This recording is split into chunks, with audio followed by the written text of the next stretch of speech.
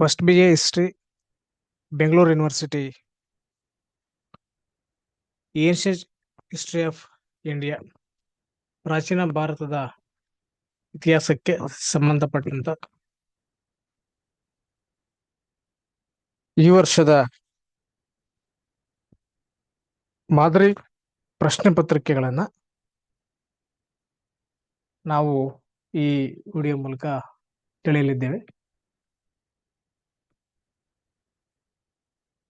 ಮೊದಲನೇ semester BA ನ question paper pattern ನಲ್ಲಿ ಈ ಹಿಂದೆ NEP ಗಿದ್ದ ಪ್ಯಾಟರ್ನ್ ಗಿಂತ ಕೆಲವು ಬದಲಾವಣೆಗಳನ್ನ ಮಾಡಲಾಗಿದೆ. ಹಾಗಾಗಿ ಆ ಬದಲಾವಣೆಗಳು ವಿದ್ಯಾರ್ಥಿಗಳಿಗೆ ಗೊತ್ತಿರಬೇಕು. ಅವುಗಳನ್ನ ತಿಳಿದುಕೊಂಡು ಎಕ್ಸಾಮ್ಗೆ ಅವರು ಪ್ರಿಪೇರ್ ಆಗಬೇಕಾಗತ್ತೆ.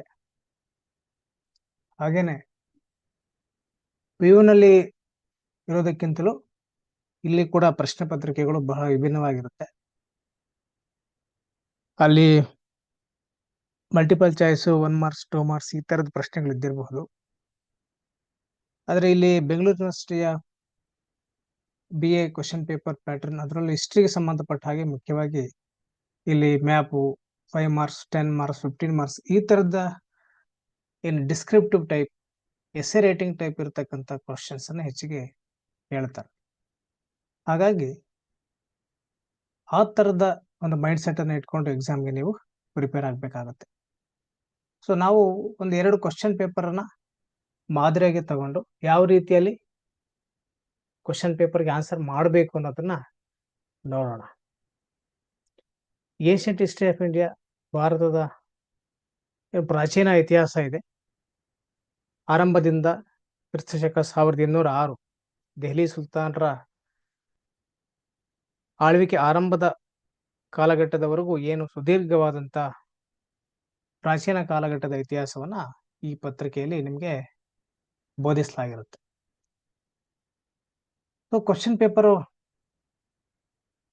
ಈ ರೀತಿಯಲ್ಲಿ ಬಹುತೇಕ ಇರುತ್ತೆ. ಇದೊಂದು ಮಾದರಿ ಅಷ್ಟೇನೆ. ಬೆಂಗಳೂರು ವಿಶ್ವವಿದ್ಯಾಲಯಕ್ಕೆ ಸಂಬಂಧಪಟ್ಟಂತ ಒಂದು ಕ್ವಶನ್ ಪೇಪರ್ ಮಾದರಿ. ಈ ವರ್ಷ 2024-25ರಿಂದ ನೀವೆಲ್ಲ ಸ್ಟೇಟ್ ಎಜುಕೇಶನ್ ಪಾಲಿಸಿ ಅಂಡರ್ ಅಲ್ಲಿ ಸ್ಟಡಿ ಮಾಡ್ತಾ ಇರೋದ್ರಿಂದ ಮುಖ್ಯವಾಗಿ ಒಂದು ಬದಲಾವಣೆ ಏನಂದ್ರೆ, ಈ ಹಿಂದೆ NEP ಯಲ್ಲಿ ನ್ಯಾಷನಲ್ ಎಜುಕೇಶನ್ ಪಾಲಿಸಿಯಲ್ಲಿ 60 ಮಾರ್ಕ್ಸ್ ಮಾತ್ರ ಥಿಯರಿ ಮಾರ್ಕ್ಸ್ ಇತ್ತು, ಇನ್ನ 40 ಮಾರ್ಕ್ಸ್ IA ಇತ್ತು ಇಂಟರ್ನಲ್ ಅಸೆಸ್ಮೆಂಟ್ಗೆ. ಈಗ ಬದಲಾವಣೆ ಆಗಿದೆ, 80 ಮಾರ್ಕ್ಸ್ಗೆ ಥಿಯರಿ ಇದೆ ಮತ್ತು 20 ಮಾರ್ಕ್ಸ್ಗೆ ಇಂಟರ್ನಲ್ ಅಸೆಸ್ಮೆಂಟ್ ಇದೆ. ಇದು ನಿಮ್ಗೆ ಈಗಾಗಲೇ ಗೊತ್ತಾಗಿರುತ್ತೆ. 80 ಮಾರ್ಕ್ಸ್ಗೆ ಇರೋದ್ರಿಂದ ಟೈಮು ಕೂಡ ಇನ್ನೂ 30 ನಿಮಿಷ ಹೆಚ್ಚಿಗೆ ಈಗ ಕೊಟ್ಟಿದ್ದಾರೆ. ಸೊ 3 ಗಂಟೆಗಳು ಈ ಕ್ವಶನ್ ಪೇಪರ್ನ ಆನ್ಸರ್ ಮಾಡ್ಲಿಕ್ಕೆ ಟೈಮ್ ಇರುತ್ತೆ. ಅಂದ್ರೆ ಎಕ್ಸಾಮಿನೇಷನ್ 10 ಗಂಟೆಗೆ ಸ್ಟಾರ್ಟ್ ಆದ್ರೆ 1 ಗಂಟೆಗೆ ಮುಗಿಬಹುದು, ಅಥವಾ 9ವರೆಗೆ ಸ್ಟಾರ್ಟ್ ಆದ್ರೆ 12ವರೆಗೆ ಮುಗಿಯುತ್ತೆ. ಸೊ ಹಾಗಾಗಿ 3 ಅವರ್ಸ್ ಅಲ್ಲಿ ಯಾವ ರೀತಿ ಪ್ಲಾನ್ ಮಾಡಬೇಕು, ಯಾವ ಪ್ರಶ್ನೆಯನ್ನ ಎಷ್ಟು ಟೈಮ್ ತಗೊಂಡು ನಾವು ಆನ್ಸರ್ ಮಾಡಬೇಕು, ಮ್ಯಾಪ್ ಕ್ವಶನ್ ಆನ್ಸರ್ ಮಾಡ್ಲಿಕ್ಕೆ ಎಷ್ಟು ಟೈಮ್ ಹಿಡಿಸುತ್ತೆ, 15 ಮಾರ್ಕ್ಸ್ ಕ್ವಶನ್ಸ್ ಆನ್ಸರ್ ಮಾಡ್ಲಿಕ್ಕೆ ಎಷ್ಟು ಟೈಮ್ ಬೇಕಾಗಬಹುದು, 10 ಮಾರ್ಕ್ಸ್ ಕ್ವಶನ್ಸ್ ಆನ್ಸರ್ ಮಾಡ್ಲಿಕ್ಕೆ ಎಷ್ಟು ಟೈಮ್ ಬೇಕಾಗಬಹುದು, 5 ಮಾರ್ಕ್ ಕ್ವಶನ್ಸ್ಗೆ ಎಷ್ಟು ಟೈಮ್ ಬೇಕಾಗಬಹುದು ಅಂತೇಳಿ ಒಂದು ಮೈಂಡ್ ಕ್ಯಾಲ್ಕುಲೇಷನ್ ಇಟ್ಕೊಂಡು ಎಕ್ಸಾಮಿನೇಷನ್ಗೆ ಹೋದ್ರೆ ಒಳ್ಳೇದು. ಇಲ್ಲದೆ ಹೋದ್ರೆ ಹಿಸ್ಟ್ರಿ ಕ್ವಶನ್ ಪೇಪರ್ನ ಆನ್ಸರ್ ಮಾಡ್ಲಿಕ್ಕೆ ಟೈಮ್ ಸಾಕೋಗೋದಿಲ್ಲ. ಬಹಳಷ್ಟು ಸ್ಟೂಡೆಂಟ್ಸು ಹೇಳೋದಾದ್ರೆ ಟೈಮ್ ಸಾಕೋಗೋದಿಲ್ಲ. ಯಾಕೆ ಅಂತಂದ್ರೆ ಹೆಚ್ಚಿಗೆ ಓದಿರ್ತೀರಿ, ಅದರಲ್ಲೂ ಎಲ್ಲ long essay rating type questions ಇದ್ದಾವೆ. ಅವುಗಳನ್ನ ಯಾವ ರೀತಿಯಲ್ಲಿ ನೀವು ಇರೋ ಟೈಮಲ್ಲಿ ಎಕ್ಸಾಕ್ಟ್ ಆನ್ಸರ್ಗಳನ್ನ ಬರೆದು ಒಳ್ಳೆ ಮಾರ್ಕ್ಸ್ ತಗೋಬಹುದು ಅನ್ನೋದು ಕೂಡ ಇಲ್ಲಿ ಬಹಳ ಮುಖ್ಯ ಆಗುತ್ತೆ. ಸೊ ಈ ರೀತಿ ಮಾದರಿ ಪ್ರಶ್ನೆ ಪತ್ರಿಕೆ ಒಂದು ನಮ್ ಕಣ್ಣು ಮುಂದಿದೆ. ಇದು ಕ್ವಶನ್ ಪೇಪರ್ ನಿಮ್ ಕೈಗೆ ಈ ರೀತಿ ಬಂದ ತಕ್ಷಣ ನೀವೇನ್ ಮಾಡ್ಬೇಕು, ಕ್ವಶನ್ ಪೇಪರ್ ಇಲ್ಲಿ ಒಂದು ಕ್ವಶನ್ QP ಕೋಡ್ ಅಂತ ಇರುತ್ತೆ, ಅದನ್ನ ನೀವು ಆನ್ಸರ್ ಪೇಪರ್ ಅಲ್ಲಿ ಎಂಟ್ರಿ ಮಾಡ್ತಾರೆ. ಕ್ವಶನ್ ಪೇಪರ್ ನ ಚೆಕ್ ಮಾಡ್ಕೊಳ್ಬೇಕು. So history of ancient India, so ಹಿಸ್ಟ್ರಿಗೆ ಸಂಬಂಧಪಟ್ಟಂತ ಕ್ವಶನ್ ಪೇಪರ್ ಏನ ಅಂತ ಚೆಕ್ ಮಾಡ್ಕೊತೀರಾ. ಆಮೇಲೆ ಕ್ವಶನ್ಸ್ ನ ಓದಬೇಕು. ಒಂದು 2 ರಿಂದ 5 ನಿಮಿಷದ ಕಾಲ ಕ್ವಶನ್ ಪೇಪರ್ ನ ಓದಿ ನಿಮ್ ಸಿಲೆಬಸ್ ಸಂಬಂಧಪಟ್ಟಂತ ಪ್ರಶ್ನೆಗಳಿದಾವ, ಹಾಗೇನೆ ಯಾವ ಪ್ರಶ್ನೆಗಳು ನಮ್ಗೆ ಸುಲಭ ಆಗಬಹುದು ಆನ್ಸರ್ ಮಾಡೋದಕ್ಕೆ. ಯಾಕಂದ್ರೆ ಚಾಯ್ಸ್ ಇರುತ್ತೆ ನೋಡಿ. ಇಲ್ಲಿ ಮ್ಯಾಪ್ ತಗೊಂಡಾಗ 2 ಮ್ಯಾಪ್ಗೆ ಕ್ವಶನ್ಸ್ ಇದೆ, 2ರಲ್ಲಿ ಯಾವ್ದು ತಾನು ಬರಕ್ ಸಾಧ್ಯ ಆಗುತ್ತೆ ಅನ್ನೋದನ್ನ ನಿರ್ಧಾರ ಮಾಡ್ಕೊಳ್ಬೇಕು. ಹಾಗೇನೆ part A, B, C, D ಅಂತ 4 ಭಾಗಗಳಿರುತ್ತೆ. ಪಾರ್ಟ್ ಎ ನಲ್ಲಿ ಮ್ಯಾಪ್ಗೆ ಸಂಬಂಧಪಟ್ಟಂತ 10 ಮಾರ್ಕ್ಸ್ಗೆ ಪ್ರಶ್ನೆ ಇರುತ್ತೆ. ಅದರಲ್ಲಿ 5 ಮಾರ್ಕ್ಸ್ ಮತ್ತೆ 5 ಮಾರ್ಕ್ಸ್ ಡಿವೈಡ್ ಆಗಿರುತ್ತೆ. ಹಾಗೆ ಪಾರ್ಟ್ ಬಿ ನಲ್ಲಿ 15 ಮಾರ್ಕ್ಸ್ ಇದೆ. 2 ಪ್ರಶ್ನೆಗಳನ್ನ ಬರೀಬೇಕು. ಒಟ್ಟು 4 ಇರುತ್ತೆ.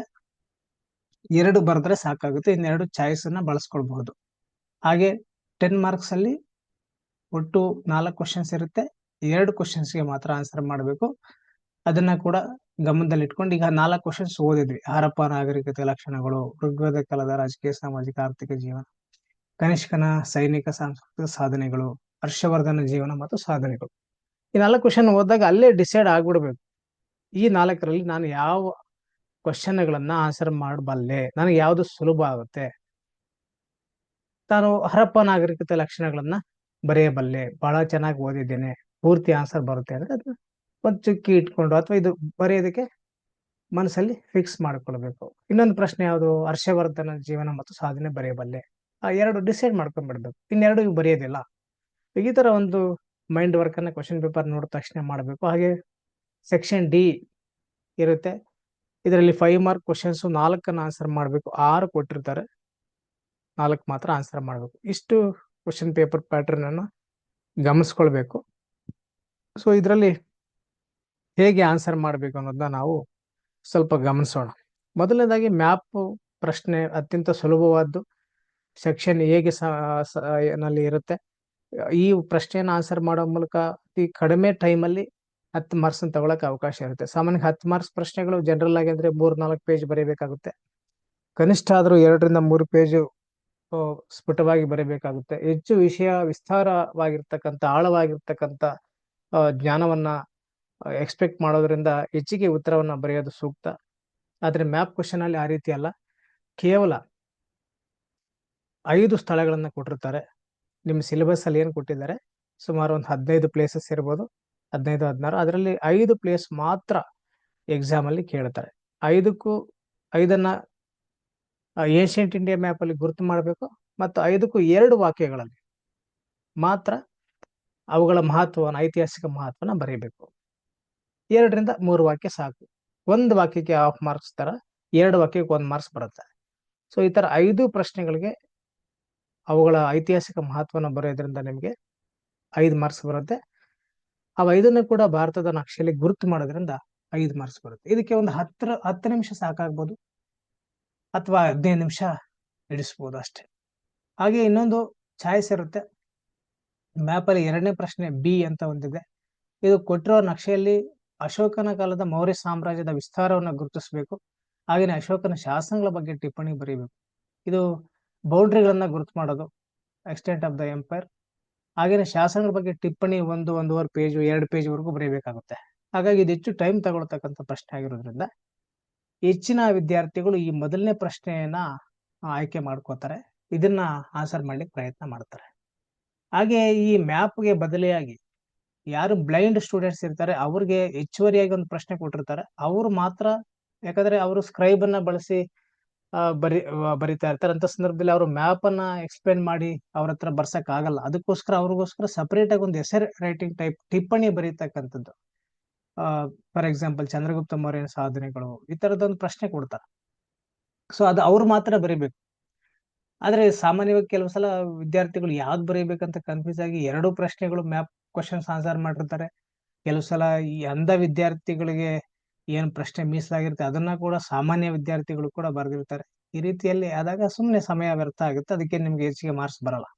ಹಾಗಾಗಿ 2ರಲ್ಲಿ ಯಾವ್ದು ನೀವು ಚೆನ್ನಾಗಿ ಪ್ರಾಕ್ಟೀಸ್ ಮಾಡಿದ್ದೀರಾ, ಯಾವ್ದು ನಿಮಗೆ ಬಹಳ ಸುಲಭ ಅನ್ಸುತ್ತೆ, ಸೊ ಅಂಥದ್ದನ್ನ ಆಯ್ಕೆ ಮಾಡಿಕೊಂಡು ಬರೆಯ ಕಡೆ ಗಮನ ಕೊಡಬೇಕು. ಈ ಮೊದಲನೇ ಪ್ರಶ್ನೆ ಹೇಗೆ ಆನ್ಸರ್ ಮಾಡೋದಂತ ನಾವು ಒಂದು ಮ್ಯಾಪ್ ಅಲ್ಲಿ ನೋಡೋಣ. ನೋಡಿ, ಈ ರೀತಿ ಒಂದು ಇದು ancient India map, modern India map ನಿಮ್ಮ ಆನ್ಸರ್ ಬುಕ್ಲೆಟ್ ಅಲ್ಲೇ ಇರುತ್ತೆ. Karnataka, South India, so Bengaluru map, Asia, European ಹಿಸ್ಟ್ರಿಗೆ ಸಂಬಂಧಪಟ್ಟಂತ ಈ ತರ ಅನೇಕ ಮ್ಯಾಪ್ ಅನ್ನ ನಿಮ್ಗೆ ಆನ್ಸರ್ ಬುಕ್ಲೆಟ್ ಅಲ್ಲಿ ಕೊಟ್ಟಿರ್ತಾರೆ, ಬೆಂಗಳೂರು ಯೂನಿವರ್ಸಿಟಿ ಆನ್ಸರ್ ಬುಕ್ಲೆಟ್ ಅಲ್ಲಿ. ಸೊ ಇದರಲ್ಲಿ ನೀವು ಮಾಡ್ಬೇಕಾಗಿರೋ ಕೆಲಸ, ಈ ಪ್ರಾಚೀನ ಇಂಡಿಯಾದಲ್ಲಿ ಗುರುತು ಮಾಡಬೇಕು. 5 ಸ್ಥಳಗಳು ನಿಮ್ಗೆ ಏನ್ ಕೊಟ್ಟಿದ್ದಾರೆ, 5 ಸ್ಥಳಗಳನ್ನ ಅಲ್ಲಿ ಮಾತ್ರನೇ ಗುರುತು ಮಾಡಬೇಕು. ಯಾವುದು, ಹರಪ್ಪ. ಹರಪ್ಪ ಅಂದ ತಕ್ಷಣ ನಿಮಗೆ ಪಾಕಿಸ್ತಾನದಲ್ಲಿ ಈಗಿನ ಪಾಕಿಸ್ತಾನದಲ್ಲಿ ಇದೆ ನೋಡಿ, ಇಲ್ಲಿ ಬರುತ್ತೆ, ಇಲ್ಲಿ ಗುರುತು ಮಾಡ್ಬೇಕು. ಇಂಟು ಮಾರ್ಕ್ ಹಾಕಿ ರೌಂಡ್ ಮಾಡ್ಬೋದು, ಇಲ್ಲ ಚುಕ್ಕಿ ಇಟ್ಟು ಚೆನ್ನಾಗಿ ಕಾಣೋ ಹಂಗೆ ಸಾಧ್ಯ ಆದ್ರೆ ಅಲ್ಲೇನೆ ಹರಪ್ಪ ಅಂತ ಬರೆದು ಬಿಟ್ರೆ ಬಹಳ ಸುಲಭವಾಗಿ ವ್ಯಾಲ್ಯೂಯೇಷನ್ ಮಾಡ್ತಕ್ಕಂಥವ್ರಿಗೆ ಗೊತ್ತಾಗುತ್ತೆ. ಹಾಗೇನೆ ಇನ್ನೊಂದು ಬೋಧಗಯ. ಬೋಧಗಯ ಇಲ್ಲಿ ಬರ್ತದೆ, ಬಿಹಾರದ ದಕ್ಷಿಣ ಭಾಗದಲ್ಲಿ ಬರುತ್ತೆ ಬೋಧಗಯ. ಬೋಧಗಯ ಸ್ವಲ್ಪ ಅದಕ್ಕೆ ರೈಟ್ ಸೈಡ್ಗೆ ಪಾವಪುರಿ ಬರುತ್ತೆ. ಅದರ ಮೇಲ್ಭಾಗದಲ್ಲಿ ನಳಂದ, ಅದರ ಮೇಲೆ ಉತ್ತರಕ್ಕೆ ಪಾಟಲಿಪುತ್ರ ಬರುತ್ತೆ. ಪಾಟಲಿಪುತ್ರ, ನಳಂದ, ಬೋಧಗಯ, ಪಾವಪುರಿ 4 ಕೂಡ ಬಿಹಾರದಲ್ಲಿ ಬರ್ತಕ್ಕಂಥ ಸ್ಥಳಗಳು. ಸ್ವಲ್ಪ ಹೆಚ್ಚು ಕಡಿಮೆ ಈ ಭಾಗದಲ್ಲಿ ಗುರುತು ಮಾಡಬೇಕಾಗುತ್ತೆ.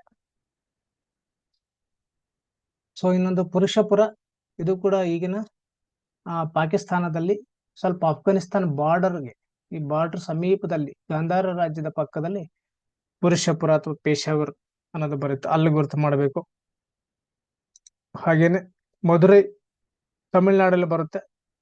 ಸೊ ತಮಿಳ್ನಾಡಿನ ದಕ್ಷಿಣ ಭಾಗದಲ್ಲಿ ಸಮುದ್ರ ತೀರ ಹತ್ರ ತಗೊಂಡೋಗ್ಬಾರ್ದು, ಒಳಭಾಗಕ್ಕೆ ಮಧುರೈನ ಬರಿಬೇಕಾಗುತ್ತೆ. ಸೊ ಅದೇ ತರ ನಾವು ಗಮನಿಸಬಹುದು, ಇಲ್ಲಿ ಬೇರೆ ಬೇರೆ ಪ್ಲೇಸ್ ಅನ್ನ ಕೂಡ ಕೊಟ್ಟಿದ್ದಾರೆ. ಶ್ರವಣ ಬೆಳಗೊಳ ಕರ್ನಾಟಕದಲ್ಲಿ ಬರುತ್ತೆ. ಸೊ ಕರ್ನಾಟಕದ ದಕ್ಷಿಣ ಭಾಗದಲ್ಲಿ ಹಾಸನ ಜಿಲ್ಲೆಯಲ್ಲಿ ಬರುತ್ತೆ ಶ್ರವಣ ಬೆಳಗೊಳ. ಹಾಗೆ ಇನ್ನು ಮಸ್ಕಿ, ಪ್ರಯಾಗ, ಕನೌಜ್, ಉಜ್ಜಯಿನಿ, ಲೋಥಾಲ್, ಮೊಹಂಜುದಾರೋ, ಗಾಂಧಾರ, ತಕ್ಷಶಿಲಾ, ಈ ತರ ಸುಮಾರು 15 ಪ್ಲೇಸಸ್ ಈ ಸೆಮಿಸ್ಟರ್ಗೆ ಸಂಬಂಧಪಟ್ಟಾಗಿ, ಏಷ್ಯಾಟ್ ಇಂಡಿಯಾ ಸಂಬಂಧಪಟ್ಟ ಹಾಗೆ ಕೇಳ್ತಾರೆ. ಸೊ ಇವುಗಳೆಲ್ಲ ಐತಿಹಾಸಿಕ ಮಹತ್ವವನ್ನ ತಿಳ್ಕೊಂಡಿರ್ಬೇಕು. ಕೇವಲ 2 ವಾಕ್ಯ ಇವುಗಳಿಗೆ ಮಹತ್ವನ ಬರೆದ್ರೆ ಸಾಕಾಗುತ್ತೆ. ಕೆಲವು ಸ್ಟೂಡೆಂಟ್ಸ್ ತುಂಬಾ ಹೆಚ್ಚಿಗೆ ಏನೋ ಆನ್ಸರ್ನ ಬರೆಯೋದಕ್ಕೆ ಪ್ರಯತ್ನವನ್ನ ಮಾಡ್ತಾರೆ, ಅದು ವ್ಯರ್ಥ.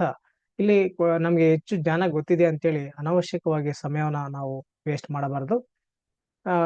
ಹರಪ್ಪ ಅಂದ್ರೆ 2 ವಾಕ್ಯ, ನಿಖರವಾಗಿರ್ತಕ್ಕಂಥ, ಒಳ್ಳೆ ಗಟ್ಟಿಯಾಗಿರ್ತಕ್ಕಂಥ ಒಂದು ಸೆಂಟೆನ್ಸ್ ಗಳನ್ನ ಬರೀಬೇಕಾಗುತ್ತೆ. ಸಿಂಧೂ ನಾಗರಿಕತೆ ಕಾಲದ ಅವಶೇಷಗಳು ಮೊದಲು ಪತ್ತೆಯಾಗಿದ್ದು ಹರಪ್ಪದಲ್ಲಿ. ಹಾಗೆ ಈ ಒಂದು ಪಟ್ಟಣ ಅಥವಾ ನೆಲೆಯನ್ನ ದಯಾರಾಮ್ ಸಾಹನಿ ಅವರು ಪತ್ತೆ ಹಚ್ಚಿದ್ರು ಅಂತ ಬರೆದ್ರೆ ಸಾಕಾಗುತ್ತೆ. ಸೊ ಆತರ ಮೊಹಂಜೊದಾರೋ ಕೂಡ ಸೇಮ್ ಅದೇ ತರ ಹರಪ್ಪ ನಾಗರಿಕತೆಯ ಒಂದು ನೆಲೆಯಾಗಿದೆ. RD ಬ್ಯಾನರ್ಜಿ ಅವರು ಇದನ್ನ ಪತ್ತೆ ಮಾಡಿದ್ರು. ಲೋಥಾಲು ಹರಪ್ಪ ನಾಗರಿಕತೆ ಕಾಲದ ಪ್ರಮುಖ ಬಂದರು ಪಟ್ಟಣ. SR ರಾವ್ ಅವರು ಈ ನೆಲೆಯನ್ನ ಪತ್ತೆ ಮಾಡಿದ್ರು. ಪುರುಷಪುರ ಕನಿಷ್ಕನ ರಾಜಧಾನಿ ಆಗಿತ್ತು. ಉತ್ಖನನ ಕಾಲದಲ್ಲಿ ಇಲ್ಲಿ ಅನೇಕ ಬೌದ್ಧ ಮತದ ಅವಶೇಷಗಳು ಸಿಕ್ಕಿದಾವೆ. ಪ್ರಾಚೀನ ಬೌದ್ಧ ಮತ ಕೇಂದ್ರದ ಒಂದು ಪ್ರಮುಖ ಪಟ್ಟಣವಾಗಿತ್ತು, ವ್ಯಾಪಾರಿ ಕೇಂದ್ರವಾಗಿತ್ತು. ಗಾಂಧಾರ ಪ್ರಾಚೀನ 16 ಜನಪದಗಳಲ್ಲಿ ಒಂದಾಗಿತ್ತು. ಕನಿಷ್ಕನ ಕಾಲದಲ್ಲಿ ಇಲ್ಲಿ ಗಾಂಧಾರ ಕಲೆ ಹುಟ್ಟಿ ಬೆಳೆಯಿತು. ಕನೌಜು ಹರ್ಷವರ್ಧನ ರಾಜಧಾನಿ ಆಗಿತ್ತು. ಹರ್ಷನು ಇಲ್ಲಿ ಧಾರ್ಮಿಕ ಸಭೆಯನ್ನ ಆಯೋಜಿಸಿದ್ದನು. ಪ್ರಯಾಗ ಹರ್ಷವರ್ಧನ ಇಲ್ಲಿ ಮಹಾ ಮೋಕ್ಷ ಪರಿಷತ್ ಎಂಬ ಧಾರ್ಮಿಕ ಸಭೆಯನ್ನ ಆಯೋಜಿಸ್ತಾನೆ. ಸಮುದ್ರಗುಪ್ತನ ಅಲಹಾಬಾದ್ ಶಾಸನ ಕೂಡ ಇಲ್ಲಿ ಸಿಕ್ಕಿದೆ. ಉಜ್ಜಯಿನ ಗುಪ್ತರ ಕಾಲದ 2ನೇ ರಾಜಧಾನಿ ಆಗಿತ್ತು. ಮೌರ್ಯರ ಕಾಲದಲ್ಲಿ ಪಶ್ಚಿಮ ಪ್ರಾಂತ್ಯದ ಆಡಳಿತ ಕೇಂದ್ರವಾಗಿ ಇಲ್ಲಿ ಇತ್ತು. ಪ್ರಾಚೀನ ಶೈವ ಮಹಾಕಾಳ ಕೇಂದ್ರವೂ ಕೂಡ ಆಗಿತ್ತು. ಪಾಟಲಿಪುತ್ರ ಮೌರ್ಯರು ಮತ್ತು ಗುಪ್ತರಿಗೆ ರಾಜಧಾನಿ ಆಗಿತ್ತು. ಅಶೋಕನ ಕಾಲದಲ್ಲಿ ಇಲ್ಲೊಂದು ಬೌದ್ಧ ಸಭೆಯನ್ನ ನಡೆಸಲಾಯಿತು. ನಳಂದ ಪ್ರಾಚೀನ ಪ್ರಮುಖ ವಿಶ್ವವಿದ್ಯಾಲಯ ಮತ್ತು ಬೌದ್ಧ ವಿಹಾರ. ಕುಮಾರಗುಪ್ತನ ಈ ವಿದ್ಯಾ ಕೇಂದ್ರವನ್ನ ಆರಂಭಿಸ್ತಾನೆ. ಹುಯೆನ್ ಇಲ್ಲಿ ಭೇಟಿ ಕೊಟ್ಟು ಅಧ್ಯಯನವನ್ನ ನಡೆಸ್ತಾನೆ. ಪಾವಪುರಿ ಮಹಾವೀರನು ಇಲ್ಲಿ ನಿರ್ವಾಣ ಹೊಂದ್ತಾನೆ. ಹಾಗೆ ಜೈನ ಧರ್ಮದ ಪವಿತ್ರ ಕೇಂದ್ರ ಆಗಿದೆ. ಬೋಧಗಯ ಇಲ್ಲಿನ ಬೋಧಿ ಮರದ ಕೆಳಗೆ ಬುದ್ಧನಿಗೆ ಜ್ಞಾನೋದಯ ಆಯಿತು. ಬೌದ್ಧ ಮತದ ಪವಿತ್ರ ಕೇಂದ್ರ ಆಗಿದೆ. ಮಸ್ಕಿ ಅಶೋಕನ ಹೆಸರನ್ನ ಬಿರುದಿನೊಂದಿಗೆ ಹೊಂದಿದ ಮೊದಲ ಶಾಸನ ಇಲ್ಲಿ ಸಿಕ್ಕಿದೆ. ಶಿಲಾಯುಗ ಕಾಲದ ಪ್ರಮುಖ ನೆಲೆ ಕೂಡ ಇದು ಆಗಿದೆ. ಶ್ರವಣ ಬೆಳಗೊಳ ಚಂದ್ರಗುಪ್ತ ಮೌರ್ಯನು ಇಲ್ಲಿಗೆ ಭೇಟಿ ಕೊಡ್ತಾರೆ. ತನ್ನ ಅಂತಿಮ ದಿನಗಳನ್ನ ಕಳಿತಾನೆ. ಜೈನರ ಪವಿತ್ರ ಕೇಂದ್ರ ಆಗಿತ್ತು. ಏಕಶಿಲಾ ಗೊಮ್ಮಟೇಶ್ವರ ವಿಗ್ರಹ ಕೂಡ ಇಲ್ಲಿದೆ. ಮಧುರೈ ಪಾಂಡ್ಯರ ರಾಜಧಾನಿ ಆಗಿತ್ತು. ಸಂಗಮ್ ಸಾಹಿತ್ಯ ಕಾಲದ ಪ್ರಮುಖ ಕೇಂದ್ರವಾಗಿದೆ. ಮೀನಾಕ್ಷಿ ದೇಗುಲ ಇಲ್ಲಿ ಪ್ರಖ್ಯಾತವಾದಂತ ಒಂದು ದೇವಸ್ಥಾನ ಆಗಿದೆ. ಸೊ ನೀವು ಇಲ್ಲಿ ಗಮನಿಸಿದಾಗ 15 ಪ್ಲೇಸಸ್ಗೆ ಸಂಬಂಧಪಟ್ಟ ಹಾಗೆ ನಾವು ಏನು ಗಮನಿಸ್ಬೋದು ಅಂತಂದ್ರೆ, ರಾಜಕೀಯ ಇತಿಹಾಸಕ್ಕೆ ನಾವು ಓದ್ತಾ ಇರ್ತಕ್ಕಂಥ ಪ್ರಾಚೀನ ಏನು ಭಾರತದ ಇತಿಹಾಸ ಇದೆ, ಅದು ರಾಜಕೀಯ, ಸಾಂಸ್ಕೃತಿಕ, ಸಾಮಾಜಿಕ ಈ ತರ ಬೇರೆ ಬೇರೆ ನೆಲೆಗಳಲ್ಲಿ ಈ ಪ್ಲೇಸಸ್ ಅನ್ನ ಇಟ್ಕೊಂಡು ಕೇಳಲಾಗುತ್ತೆ. ಹಾಗಾಗಿ ಮುಖ್ಯವಾಗಿ ನಮ್ಮ ಏನು ಪಠ್ಯದಲ್ಲಿ ಬರ್ತಕ್ಕಂಥ ಸ್ಥಳಗಳ ವಿಚಾರವನ್ನೇ ಇಲ್ಲಿ ನಾವು ಹೈಲೈಟ್ ಮಾಡಿದ್ರೆ ಸಾಕು. ಶ್ರವಣ ಬೆಳಗೊಳ ಬಂದು ಚಂದ್ರಗುಪ್ತನ ಮೌರ್ಯನ ಇತಿಹಾಸದಲ್ಲಿ ಬರುತ್ತೆ, ಅದನ್ನೇ ಇಲ್ಲಿ ಬರೆದ್ರೆ ಆಯ್ತು. ನಾವು ಮಧುರೈ ಕೂಡ ಪಾಂಡ್ಯ ರಾಜಧಾನಿ, ಸಂಗಮ್ ಕಾಲದ ಇತಿಹಾಸದಲ್ಲಿ ಬರುತ್ತೆ. ಸೊ ಆತರ ನಮ್ಮ ಪಠ್ಯದ ಸಿಲೆಬಸ್ ಒಳಗೆ ಬರ್ತಕ್ಕಂಥ ಮುಖ್ಯವಾದಂತ ಒಂದು ವಿಚಾರವನ್ನೇ ಇಲ್ಲಿ ನಾವು ಬರೀಬೇಕಾಗುತ್ತೆ. ಸೊ ಮಸ್ಕಿ ಅಶೋಕನ ಶಾಸನ ಇಲ್ಲಿ ಸಿಕ್ಕಿದೆ. ಈ ತರ ಸಿಲೆಬಸ್ಗೆ ನೇರವಾಗಿ ಸಂಬಂಧಪಟ್ಟಂತ ಬಹಳ ನಿಖರವಾಗಿರ್ತಕ್ಕಂಥ, ಮುಖ್ಯವಾಗಿ ಐತಿಹಾಸಿಕವಾಗಿರ್ತಕ್ಕಂಥ ಒಂದು ವಿಚಾರಗಳನ್ನ ನಾವು 2 ಸೆಂಟೆನ್ಸ್ ಇಲ್ಲಿ ಬರೆಯಬೇಕಾಗುತ್ತೆ. ಸೊ ಈ ರೀತಿಯ ಒಂದು ಖಾಲಿ ಒಂದು ನಕಾಶೆಯನ್ನು ಇಟ್ಕೊಂಡು ಅದರಲ್ಲೂ ಪ್ರಾಚೀನ ಮತ್ತು ಮಧ್ಯಕಾಲೀನಕ್ಕೆ ಸಂಬಂಧಪಟ್ಟಂತ ನಕಾಶೆ ಇದು. ಇದರಲ್ಲಿ ಏನು ಗುರುತು ಮಾಡೋದು ಪ್ರಾಕ್ಟೀಸ್ ಮಾಡಿದ್ರೆ ಬಹಳ ಈಸಿಯಾಗಿ 10ಕ್ಕೆ 10 ಮಾರ್ಕ್ಸ್ ತಗೊಳ್ಬಹುದು. ಬಹಳ ಸುಲಭವಾಗಿ 10 ತಗೊಳ್ತಕ್ಕಂಥ ಪ್ರಶ್ನೆ ಇದೊಂದೇ. ಇನ್ನು 15, 10, 5 ಅಂಕದ ಪ್ರಶ್ನೆಗಳಲ್ಲಿ ಹೆಚ್ಚು ನಿಖರವಾದಂತಹ ಉತ್ತರಗಳನ್ನ ಮತ್ತು ವಿಸ್ತಾರವಾದಂತಹ ಉತ್ತರಗಳನ್ನ ಬರೆದು ಮಾರ್ಕ್ಸ್ ತಗೊಳ್ಳೋದು ಅಷ್ಟೇ ಸುಲಭದ ಕೆಲಸ ಅಲ್ಲ. ಆದ್ರೆ ಇಲ್ಲಿ ಸುಲಭದ ಕೆಲಸ ಆಗಿರುತ್ತೆ. ಹಾಗಾಗಿ ಈ ಕಡೆಗೆ ಹೆಚ್ಚು ಗಮನವನ್ನ ಕೊಟ್ರೆ ಸ್ಟೂಡೆಂಟ್ಸ್ ಸುಲಭವಾಗಿ ಮಾರ್ಕ್ಸ್ ಅನ್ನು ತಗೋಬಹುದು. ಇನ್ನು ನಾವು ಸೆಕ್ಷನ್ ಎ ಆಯ್ತು. ಸೆಕ್ಷನ್ ಬಿ ಗೆ ಬರೋಣ. ಸೆಕ್ಷನ್ ಎ ನಲ್ಲಿ ಈ ಒಂದು ಏನು ಆಪ್ಷನ್ ಬಿ ಪ್ರಶ್ನೆ ಏನಿದೆ, ಇದು ಒಂದು ಸಾಮ್ರಾಜ್ಯ, ಅಶೋಕನ ಮೌರ್ಯ ಸಾಮ್ರಾಜ್ಯ ಕೊಡ್ಬೋದು, ಇಲ್ಲ ಹರ್ಷವರ್ಧನನ ಸಾಮ್ರಾಜ್ಯ ಅಥವಾ ಗುಪ್ತರ ಸಾಮ್ರಾಜ್ಯದ ಒಂದು ವಿಸ್ತಾರನ ಗುರುತು ಮಾಡ್ತಕ್ಕಂಥ ಪ್ರಶ್ನೆಯನ್ನ ಕೊಡ್ತಾರೆ. ಹಾಗೆ ಒಂದು ಟಿಪ್ಪಣಿ ಬರೀತಕ್ಕಂಥ ಪ್ರಶ್ನೆ ಕೂಡ ಅದ್ರ ಜೊತೆಗಿರುತ್ತೆ. ಎರಡಕ್ಕೂ ಸೇರಿ 5+5 10 ಮಾರ್ಕ್ಸ್ ಇರುತ್ತೆ. ಸೊ ಇಲ್ಲಿ ಟಿಪ್ಪಣಿಯನ್ನ ಸುಮಾರು 1.5-2 ಪೇಜ್ ವರೆಗೂ ಕೂಡ ಆನ್ಸರ್ನ ಎಕ್ಸ್ಪೆಕ್ಟ್ ಮಾಡಲಾಗುತ್ತೆ. ಸುದೀರ್ಘವಾದಂತ ನಿಖರವಾದಂತ ಉತ್ತರವನ್ನು ಬರೀಬೇಕಾಗುತ್ತೆ. ಸೊ ಸೆಕ್ಷನ್ ಬಿ ಗೆ ಬರೋಣ. ಇದು 15 ಮಾರ್ಕ್ಸ್ ನ ಪ್ರಶ್ನೆಗಳು, 4 ಪ್ರಶ್ನೆಗಳನ್ನ ಹೇಳ್ತಾರೆ. ಆ 4ರಲ್ಲಿ 2 ಪ್ರಶ್ನೆಗಳಿಗೆ ಮಾತ್ರ ಉತ್ತರವನ್ನು ಬರೀಬೇಕು. ಒಟ್ಟು 30 ಮಾರ್ಕ್ಸ್ 15 ಮಾರ್ಕ್ಸ್ ಇಂದ ಸಿಗೋದ್ರಿಂದ ಬಹಳ ಸುದೀರ್ಘವಾದಂತ ಪ್ರಶ್ನೆಗಳನ್ನ ಇಲ್ಲಿ ಓದ್ಬೇಕಾಗುತ್ತೆ. ಮೇನ್ ಕ್ವಶನ್ ಓದ್ಕೋಬೇಕು. Answer any 2 out of 4 questions ಅಂತ ಇರುತ್ತೆ. ಅಂದ್ರೆ 4ರಲ್ಲಿ 2 ಮಾತ್ರ ಆನ್ಸರ್ ಮಾಡಬೇಕು. ಈಗ ಮೊದಲನೇ ಪ್ರಶ್ನೆಗೆ ಆನ್ಸರ್ ಮಾಡಕ್ ನೀವು ಹೊರಟಿದ್ದಾರೆ ಅಂದ್ರೆ ಕ್ವಶನ್ ಓದ್ಬೇಕು. ಪ್ರಾಚೀನ ಭಾರತದ ಇತಿಹಾಸ ರಚನೆಗೆ ಇರುವ ಪುರಾತತ್ವ ಆಧಾರಗಳನ್ನು ವಿವರಿಸಿ. ಸೊ ಇಲ್ಲಿ ಗಮನಿಸಬೇಕಾಗಿರೋದು ಪುರಾತತ್ವ ಆಧಾರಗಳು, ಇದು ಹೈಲೈಟ್ ಮಾಡ್ಬೇಕಾಗಿರೋ ಅಂಶ. ಹಾಗೆ ನೀವು ಆನ್ಸರ್ ಪೇಪರ್ ಅಲ್ಲಿ ಬರೀತೀರ, ಕ್ವಶನ್ನೇ ಬರೀರಿ ಮೇಲೆ, ಅಥವಾ ಪುರಾತತ್ವ ಆಧಾರಗಳು ಅಂತ ಬರೆದ್ಬಿಟ್ಟು, ಅಥವಾ ಪ್ರಾಚೀನ ಭಾರತ ಇತಿಹಾಸ ರಚನೆಗೆ ಇರುವ ಪುರಾತತ್ವ ಆಧಾರಗಳು ಅಂತ ಬರೆದ್ಬಿಟ್ಟು ಆನ್ಸರ್ನ ಸ್ಟಾರ್ಟ್ ಮಾಡ್ತೀರಾ. ಸೊ ಪುರಾತತ್ವ ಆಧಾರಗಳಂದ್ರೆ ಪ್ರಾಚೀನ ವಸ್ತುಗಳ ಬಗ್ಗೆ ಅಧ್ಯಯನ ಮಾಡ್ತಕ್ಕಂಥ ಒಂದು ಶಾಸ್ತ್ರ ಇದು. ಪುರಾತತ್ವ ಪ್ರಾಕ್ತನ ಶಾಸ್ತ್ರ, ಆರ್ಕಿಯಾಲಜಿಕಲ್ ಸೋರ್ಸಸ್ ಬಗ್ಗೆ ನಾವು ಇಲ್ಲಿ ಬರೀಬೇಕಾಗುತ್ತೆ. ಮುಖ್ಯವಾಗಿ ಶಾಸನಗಳನ್ನ ಹೆಚ್ಚು ಇಲ್ಲಿ ಹೈಲೈಟ್ ಮಾಡಬೇಕಾಗುತ್ತೆ. ಪ್ರಾಚೀನ ಭಾರತಕ್ಕೆ ಸಂಬಂಧಪಟ್ಟಂತ ಹಲವಾರು ಶಾಸನಗಳಿದೆ. ಶಾಸನ ಅಂದ್ರೆ ಏನು ಅಂತ ಬರೀಬೇಕು, ಶಾಸನಗಳ ಮಹತ್ವ, ಶಾಸನಗಳ ವಿಧಗಳು, ಪ್ರಮುಖವಾದಂತ ಶಾಸನಗಳು. ಅದು ಅಶೋಕನ ಶಾಸನಗಳಿರ್ಬೋದು, ಖಾರವೇಲನ ಶಾಸನ, ಜುನಾಗಢ ಶಾಸನ, ಮೆಹ್ರೌಲಿ ಕಂಬ ಶಾಸನ, ಸಂಜನ್ ಶಾಸನ, ಹಲ್ಮಿಡಿ ಶಾಸನ, ಈ ತರದ ಕೆಲವು ಶಾಸನಗಳನ್ನ ಹೈಲೈಟ್ ಮಾಡಿ ಬರೆದ್ರೆ ಸಾಕಾಗುತ್ತೆ. ಸೊ ಹಾಗೆ ನಾಣ್ಯಗಳು, ಎರಡನೇ ಮುಖ್ಯವಾದಂತ ಅಂಶ. ಇಲ್ಲಿ ನಾಣ್ಯಗಳನ್ನು ಹೈಲೈಟ್ ಮಾಡಬೇಕು. ನಾಣ್ಯಗಳು ಪ್ರಾಚೀನ ಇಂಡಿಯಾದಲ್ಲಿ ಯಾವ್ಯಾವ ಲೋಹಗಳಿಂದ ಮಾಡ್ತಾ ಇದ್ರು, ನಾಣ್ಯಗಳಿಂದ ಯಾವ ರೀತಿಯ ಒಂದು ಇತಿಹಾಸದ ರಚನೆಗೆ ಅನುಕೂಲ ಆಗಿದೆ, ಅಂದ್ರೆ ನಾಣ್ಯಗಳ ಮಹತ್ವ ಏನು, ನಾಣ್ಯಗಳನ್ನ ಯಾವ ರೀತಿಯಲ್ಲಿ ರಾಜರು ತಯಾರು ಮಾಡ್ತಾ ಇದ್ರು. ಹಾಗೆ ಪ್ರಮುಖ ರಾಜರ ಕಾಲದ ನಾಣ್ಯಗಳು, ಫಸ್ಟ್ ಬಂದದ್ದು ಪಂಚಮಾರ್ಕಡ ನಾಣ್ಯಗಳು. ವೇದಗಳ ಕಾಲದಲ್ಲೂ ಕೂಡ ನಾಣ್ಯಗಳು ಇದ್ವು ಅಂತ ಹೇಳ್ತಾರೆ. ಕೃಷ್ಣಲ, ನಿಷ್ಕ, ಶತಮಾನ ಅಂತ ಮಹಾಜನಪದ ಕಾಲದಲ್ಲೂ ಇದ್ವು ಅಂತ ಹೇಳ್ತಾರೆ. ಆದ್ರೆ ಅವಕ್ಕೆ ಒಂದು ಲಿಖಿತವಾದಂತ ಎವಿಡೆನ್ಸ್ ಇಲ್ಲ. ಹಾಗೆ ಕುಶಾನರು, ಸೊ ಇಂಡಿಯಾದಲ್ಲಿ ಫಸ್ಟ್ ಒಂದು ಕ್ರಮಬದ್ಧವಾದಂತಹ ನಾಣ್ಯಗಳನ್ನ ಜಾರಿಗೆ ತಂದ್ರು. ಹಾಗೆ ಇಂಡೋ ಗ್ರೀಕರು ಕೂಡ ಜಾರಿಗೆ ತಂದ್ರು. ರೋಮನ್ ನಾಣ್ಯಗಳು ಕೂಡ ಸಿಕ್ಕಿದ್ದಾವೆ. ಗುಪ್ತರು ನಾಣ್ಯಗಳನ್ನ ಬಹುದೊಡ್ಡ ಪ್ರಮಾಣದಲ್ಲಿ ಟಂಕಿಸಿದ್ರು. ಈ ರೀತಿಯ ವಿಚಾರಗಳನ್ನ ಬರೀಬೇಕಾಗುತ್ತೆ. ಹಾಗೇನೆ ಸ್ಮಾರಕಗಳು, ಮೂರನೇ ಒಂದು ಮುಖ್ಯವಾದಂತಹ ಅಂಶ ಅಂದ್ರೆ ಆರ್ಕಿಯಾಲಜಿಕಲ್ ಸೋರ್ಸಸ್ ಅಲ್ಲಿ ಸ್ಮಾರಕಗಳು, ಪ್ರಮುಖವಾದಂತ ಹಳೆಯ ಕಾಲದ ಸ್ತೂಪಗಳಾಗ್ಬೋದು, ಕೋಟೆ, ಅರಮನೆಗಳು, ನೆಲೆಗಳು, ಹರಪ್ಪ ಮೊಹಂಜೊದಾರೋದಂತಹ ನೆಲೆಗಳು, ಪೇಂಟಿಂಗ್ಸ್, ನಾಲ್ಕನೇ ಒಂದು ಪ್ರಮುಖವಾದಂತಹ ಒಂದು ಅಂಶ ಪೇಂಟಿಂಗ್ಸ್, ಉತ್ಖನನದಲ್ಲಿ ಸಿಕ್ಕಿರ್ತಕ್ಕಂಥ ಅವಶೇಷಗಳು. ಹೀಗೆ ಈ ಎಲ್ಲ ವಿಚಾರಗಳನ್ನ, ಶಾಸನಗಳು, ನಾಣ್ಯಗಳು, ಸ್ಮಾರಕಗಳು, ವರ್ಣಚಿತ್ರಕಲೆ, ಉತ್ಖನನದ ಅವಶೇಷಗಳು, ಈ 5 ಅಂಶಗಳ ಬಗ್ಗೆ ಬರೆದ್ರೆ ಸಾಕಾಗುತ್ತೆ. ಇಲ್ಲಿ ಸಾಹಿತ್ಯಿಕ ಅಥವಾ ದೇಶೀಯ ವಿದೇಶಿ ಸಾಹಿತ್ಯ ಆಧಾರಗಳ ಬಗ್ಗೆ ಬರೆಯುವ ಅವಶ್ಯಕತೆ ಇಲ್ಲ. ಸೊ ಅಷ್ಟನ್ನ ಗಮನದಲ್ಲಿಟ್ಕೊಂಡು ಶಾಸನಗಳ ಬಗ್ಗೆ ಹೆಚ್ಚಿಗೆ ಉತ್ತರವನ್ನು ಬರೀಬೇಕಾಗುತ್ತೆ. ಸುಮಾರು 1 ಪೇಜ್ ವರೆಗೂ ಕೂಡ ಶಾಸನಗಳನ್ನ ಬರೀಬಹುದು. ನಾಣ್ಯಗಳು ಕೂಡ 1 ಪೇಜ್ ಅಷ್ಟು ಉತ್ತರವನ್ನು ಬರೀಬಹುದು.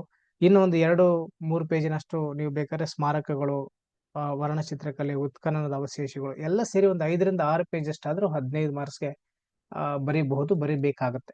ಅಷ್ಟು ಬರೆದಾಗ ಮಾತ್ರ ನಿಮ್ಮ ಉತ್ತರವನ್ನ ಸಂಪೂರ್ಣವಾಗಿ ಅಲ್ಲಿ ಬರೀಲಿಕ್ಕೆ ಸಾಧ್ಯ ಆಗುತ್ತೆ. ಮುಖ್ಯವಾಗಿ ಪ್ರತಿಯೊಂದು ಉತ್ತರ ಬರೆಯುವಾಗಲೂ ಕೂಡ ಅದಕ್ಕೆ ಪೀಠಿಕೆ, ಆರಂಭದಲ್ಲಿ ಪುರಾತತ್ವ ಆಧಾರಗಳು ಅಂದ್ರೆ ಏನು, ಭಾರತೀಯ ಪುರಾತತ್ವ ಇಲಾಖೆ, ಸೊ ಅದರ ಹಿನ್ನೆಲೆ, ಈ ಎಲ್ಲದರ ಬಗ್ಗೆ ಸ್ವಲ್ಪ ಸ್ವಲ್ಪ ಬರೆದ್ರೆ ಬಹಳ ಅನುಕೂಲ ಆಗುತ್ತೆ.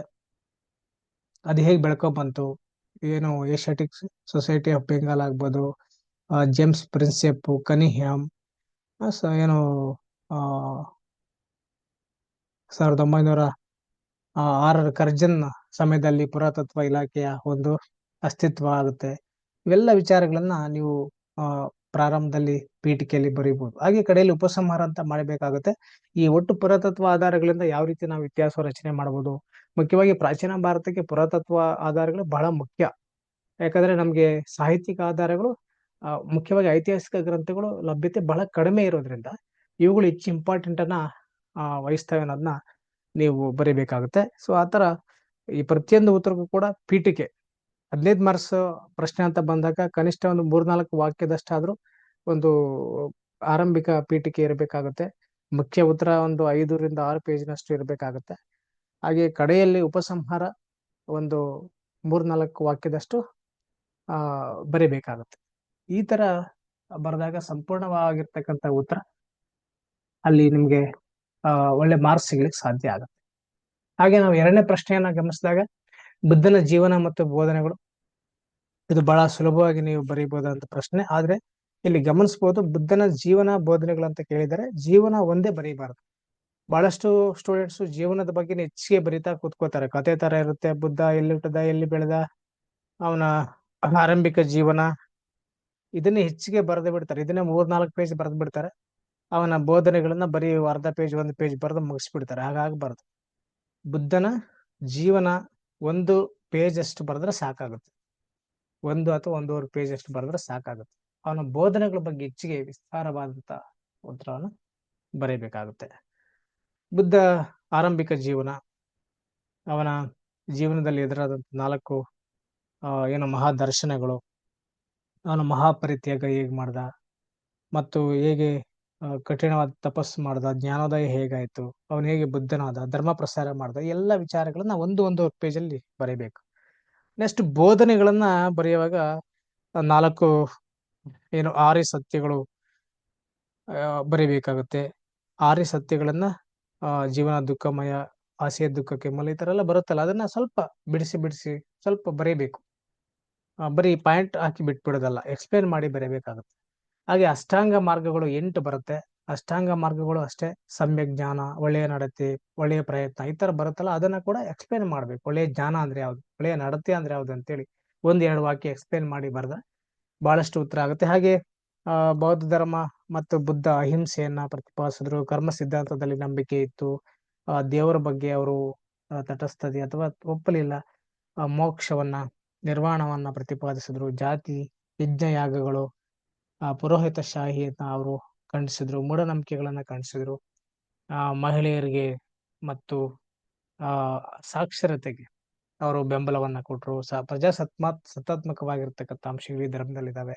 ಸೊ ಹೀಗೆ ಬೌದ್ಧನ ಬೋಧನೆಗಳ ಬಗ್ಗೆ ಬಹಳಷ್ಟು ವಿಸ್ತಾರವಾಗಿ ಇಲ್ಲಿ ಬರೀಬೇಕಾಗುತ್ತೆ. ಬಹುಶಃ ಬುದ್ಧನ ಜೀವನದ ಬಗ್ಗೆ 5 ಮಾರ್ಕ್ಸ್, ಬೋಧನೆಗಳಿಗೆ 10 ಮಾರ್ಕ್ಸ್ ಕೂಡ ಇಲ್ಲಿ ಡಿವೈಡ್ ಆಗಿರುತ್ತೆ. ಹಾಗಾಗಿ ಬೋಧನೆಗಳಲ್ಲಿ 10 ಮಾರ್ಕ್ಸ್ ಬರೋದ್ರಿಂದ ಹೆಚ್ಚು ಉತ್ತರನಲ್ಲಿ ಬರೀಬೇಕು.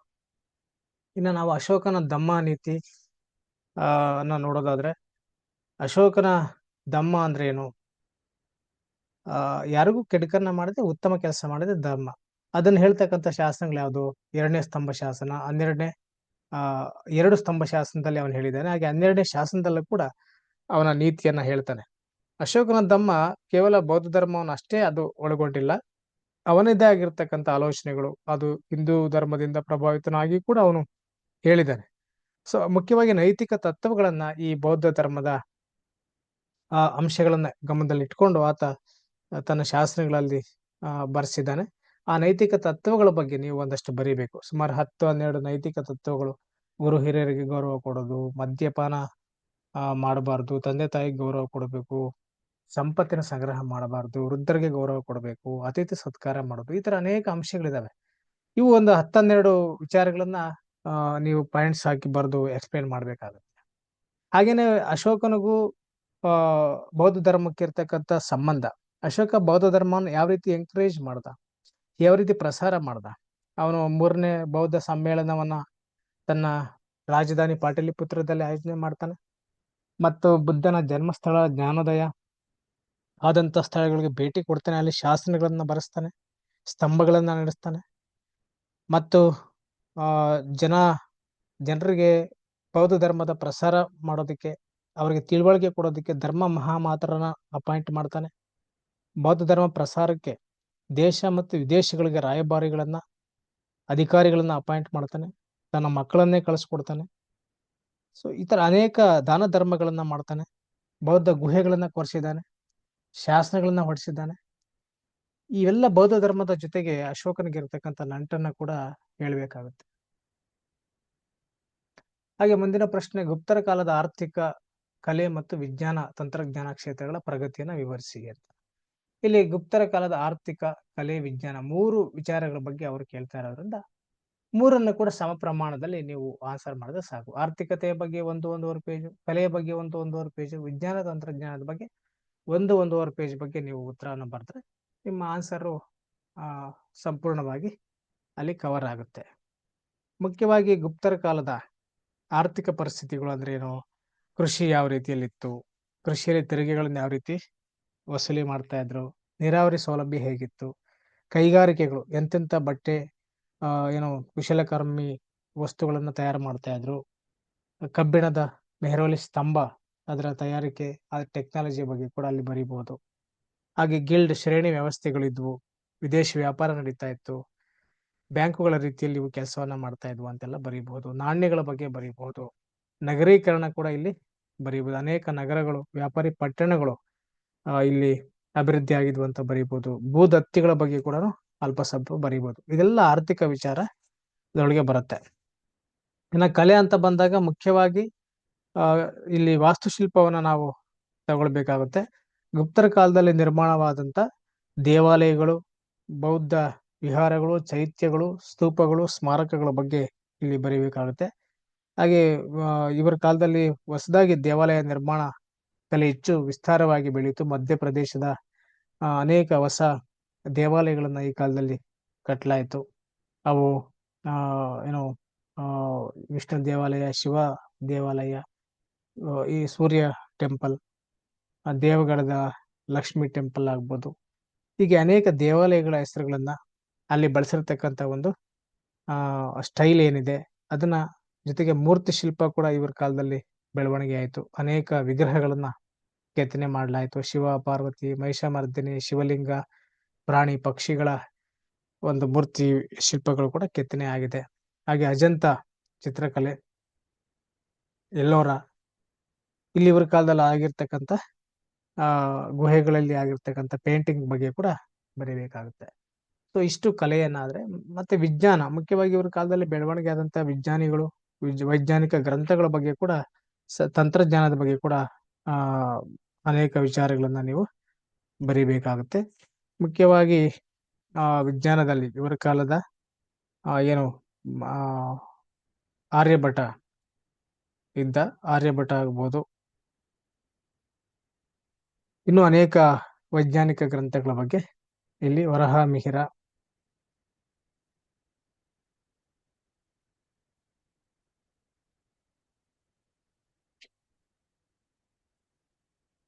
ಧನ್ವಂತರಿ, ನಾಗಾರ್ಜುನ, ರಸವೈದ್ಯನ ಬರೆದಂತ 2ನೇ ನಾಗಾರ್ಜುನ, ವಾಗ್ಭಟ ಅಷ್ಟಾಂಗ ಒಂದು ಸಂಗ್ರಹವನ್ನ ಬರೆದಂತ ವಾಗ್ಭಟನ ಬಗ್ಗೆ. ಹಾಗೆ ಟೆಕ್ನಾಲಜಿ ಏನು ಬಳಸ್ತಾ ಇದ್ರು ಕಟ್ಟಡಗಳ ನಿರ್ಮಾಣ ಮಾಡೋದಕ್ಕೆ, ಮತ್ತು ಲೋಹದ ತಂತ್ರಜ್ಞಾನ, ಮೆಹರೋಲಿ ಕಂಬ, ಈ ಎಲ್ಲ ವಿಚಾರಗಳನ್ನ ವಿಜ್ಞಾನ ತಂತ್ರಜ್ಞಾನದಲ್ಲಿ ಬರೀಬೇಕಾಗುತ್ತೆ. ಸೊ ಈ 4ರಲ್ಲಿ 2 ಮಾತ್ರ ಉತ್ತರವನ್ನು ಮಾಡ್ತಾರೆ. ಹಾಗೆ ವಿಭಾಗ ಸಿ ನಲ್ಲಿ ಪಾರ್ಟ್ ಸಿ ನಲ್ಲಿ ಕೂಡ 10 ಮಾರ್ಕ್ ಕ್ವಶನ್ಸ್ 4 ಕೊಟ್ಟಿರ್ತಾರೆ, 2ಕ್ಕೆ ಮಾತ್ರ ಆನ್ಸರ್ ಅನ್ನ ನೀವು ಮಾಡಬೇಕಾಗುತ್ತೆ. ಇಲ್ಲಿ ಹರಪ್ಪ ನಾಗರಿಕತೆಯ ಪ್ರಮುಖ ಲಕ್ಷಣಗಳು ಅಂತಂದ್ರೆ ಹರಪ್ಪ ನಾಗರಿಕತೆ ಟೌನ್ ಪ್ಲಾನಿಂಗ್ ಬಗ್ಗೆ ಹೈಲೈಟ್ ಮಾಡಬೇಕಾಗುತ್ತೆ. ಹರಪ್ಪ ನಾಗರಿಕತೆ ಯಾವಾಗ ಪತ್ತೆ ಆಯ್ತು, ಮೊದಲು ಪತ್ತೆ ಆದಂತ ಸ್ಥಳ ಯಾವುದು, ಯಾರು ಪತ್ತೆ ಮಾಡಿದ್ರು, ಇದೆಲ್ಲ ಪೀಠಿಕೆಯಲ್ಲಿ ಬರೀತಾರೆ. ನಾಗರಿಕತೆ ಪ್ರಮುಖ ಲಕ್ಷಣಗಳು, ರಸ್ತೆಗಳು, ಚರಂಡಿ ವ್ಯವಸ್ಥೆಗಳು, ಅಲ್ಲಿನ ಕಟ್ಟಡಗಳು, ಅಲ್ಲಿನ ಒಂದು ಈಜುಕೊಳ, ಸ್ನಾನಕೊಳ ಆಗ್ಬೋದು, ಬಂದರುಗಳು, ಕೋಟೆ ಇತ್ಯಾದಿ ಎಲ್ಲ ವಿಚಾರಗಳನ್ನ ಸವಿಸ್ತಾರವಾಗಿ ಇಲ್ಲಿ 10 ಮಾರ್ಕ್ಸ್ಗೆ ಮಿನಿಮಮ್ ಒಂದು 3 ಪೇಜ್ ಅಷ್ಟು, ಮ್ಯಾಕ್ಸಿಮಮ್ 4 ಪೇಜ್ ವರೆಗೂ ಕೂಡ ನೀವು ಬರೀಲಿಕ್ಕೆ ಅವಕಾಶ ಇರುತ್ತೆ. ಅಷ್ಟು ಬರೆದ್ರೆ ನಿಮ್ಮ ಉತ್ತರ ಬಹಳಷ್ಟು ಅಲ್ಲಿ ಕವರ್ ಆಗಕ್ಕೆ ಸಾಧ್ಯ ಆಗುತ್ತೆ. ಹಾಗೆ ಋಗ್ವೇದ ಕಾಲದ ರಾಜಕೀಯ, ಸಾಮಾಜಿಕ, ಆರ್ಥಿಕ ಜೀವನವನ್ನ ವಿವರಿಸಿ ಅಂತ ಇನ್ನೊಂದು ಪ್ರಶ್ನೆ ಕೊಟ್ಟಿದ್ದಾರೆ. ಸೊ ಅಲ್ಲಿ ಋಗ್ವೇದ ಕಾಲದಲ್ಲಿ ಯಾವ ರೀತಿ ರಾಜಕೀಯ ಇತ್ತು, ರಾಜ, ಅವನ ಮಂತ್ರಿ ಮಂಡಲ ಯಾವ ರೀತಿ ಟ್ಯಾಕ್ಸ್ ಕಲೆಕ್ಷನ್ ಮಾಡ್ತಾ ಇದ್ರು ಅಂತ ಬರೀಬೇಕು. ಹಾಗೆ ಸಾಮಾಜಿಕ ಜೀವನದಲ್ಲಿ ಬಂದಾಗ ಅವರ ಕಾಲದಲ್ಲಿದ್ದಂತ ಕುಟುಂಬ ಪದ್ಧತಿ ಹೇಗಿತ್ತು, ಹಾಗೇನೆ ಅವರ ಕಾಲದಲ್ಲಿದ್ದಂತ ವಿವಾಹ ಪದ್ಧತಿ, ಮಹಿಳೆಯರ ಸ್ಥಾನಮಾನ ಹೇಗಿತ್ತು, ಈ ತರದ ವಿಚಾರಗಳನ್ನ ಇಲ್ಲಿ ಹೈಲೈಟ್ ಮಾಡಿ ಬರೀಬೇಕಾಗುತ್ತೆ.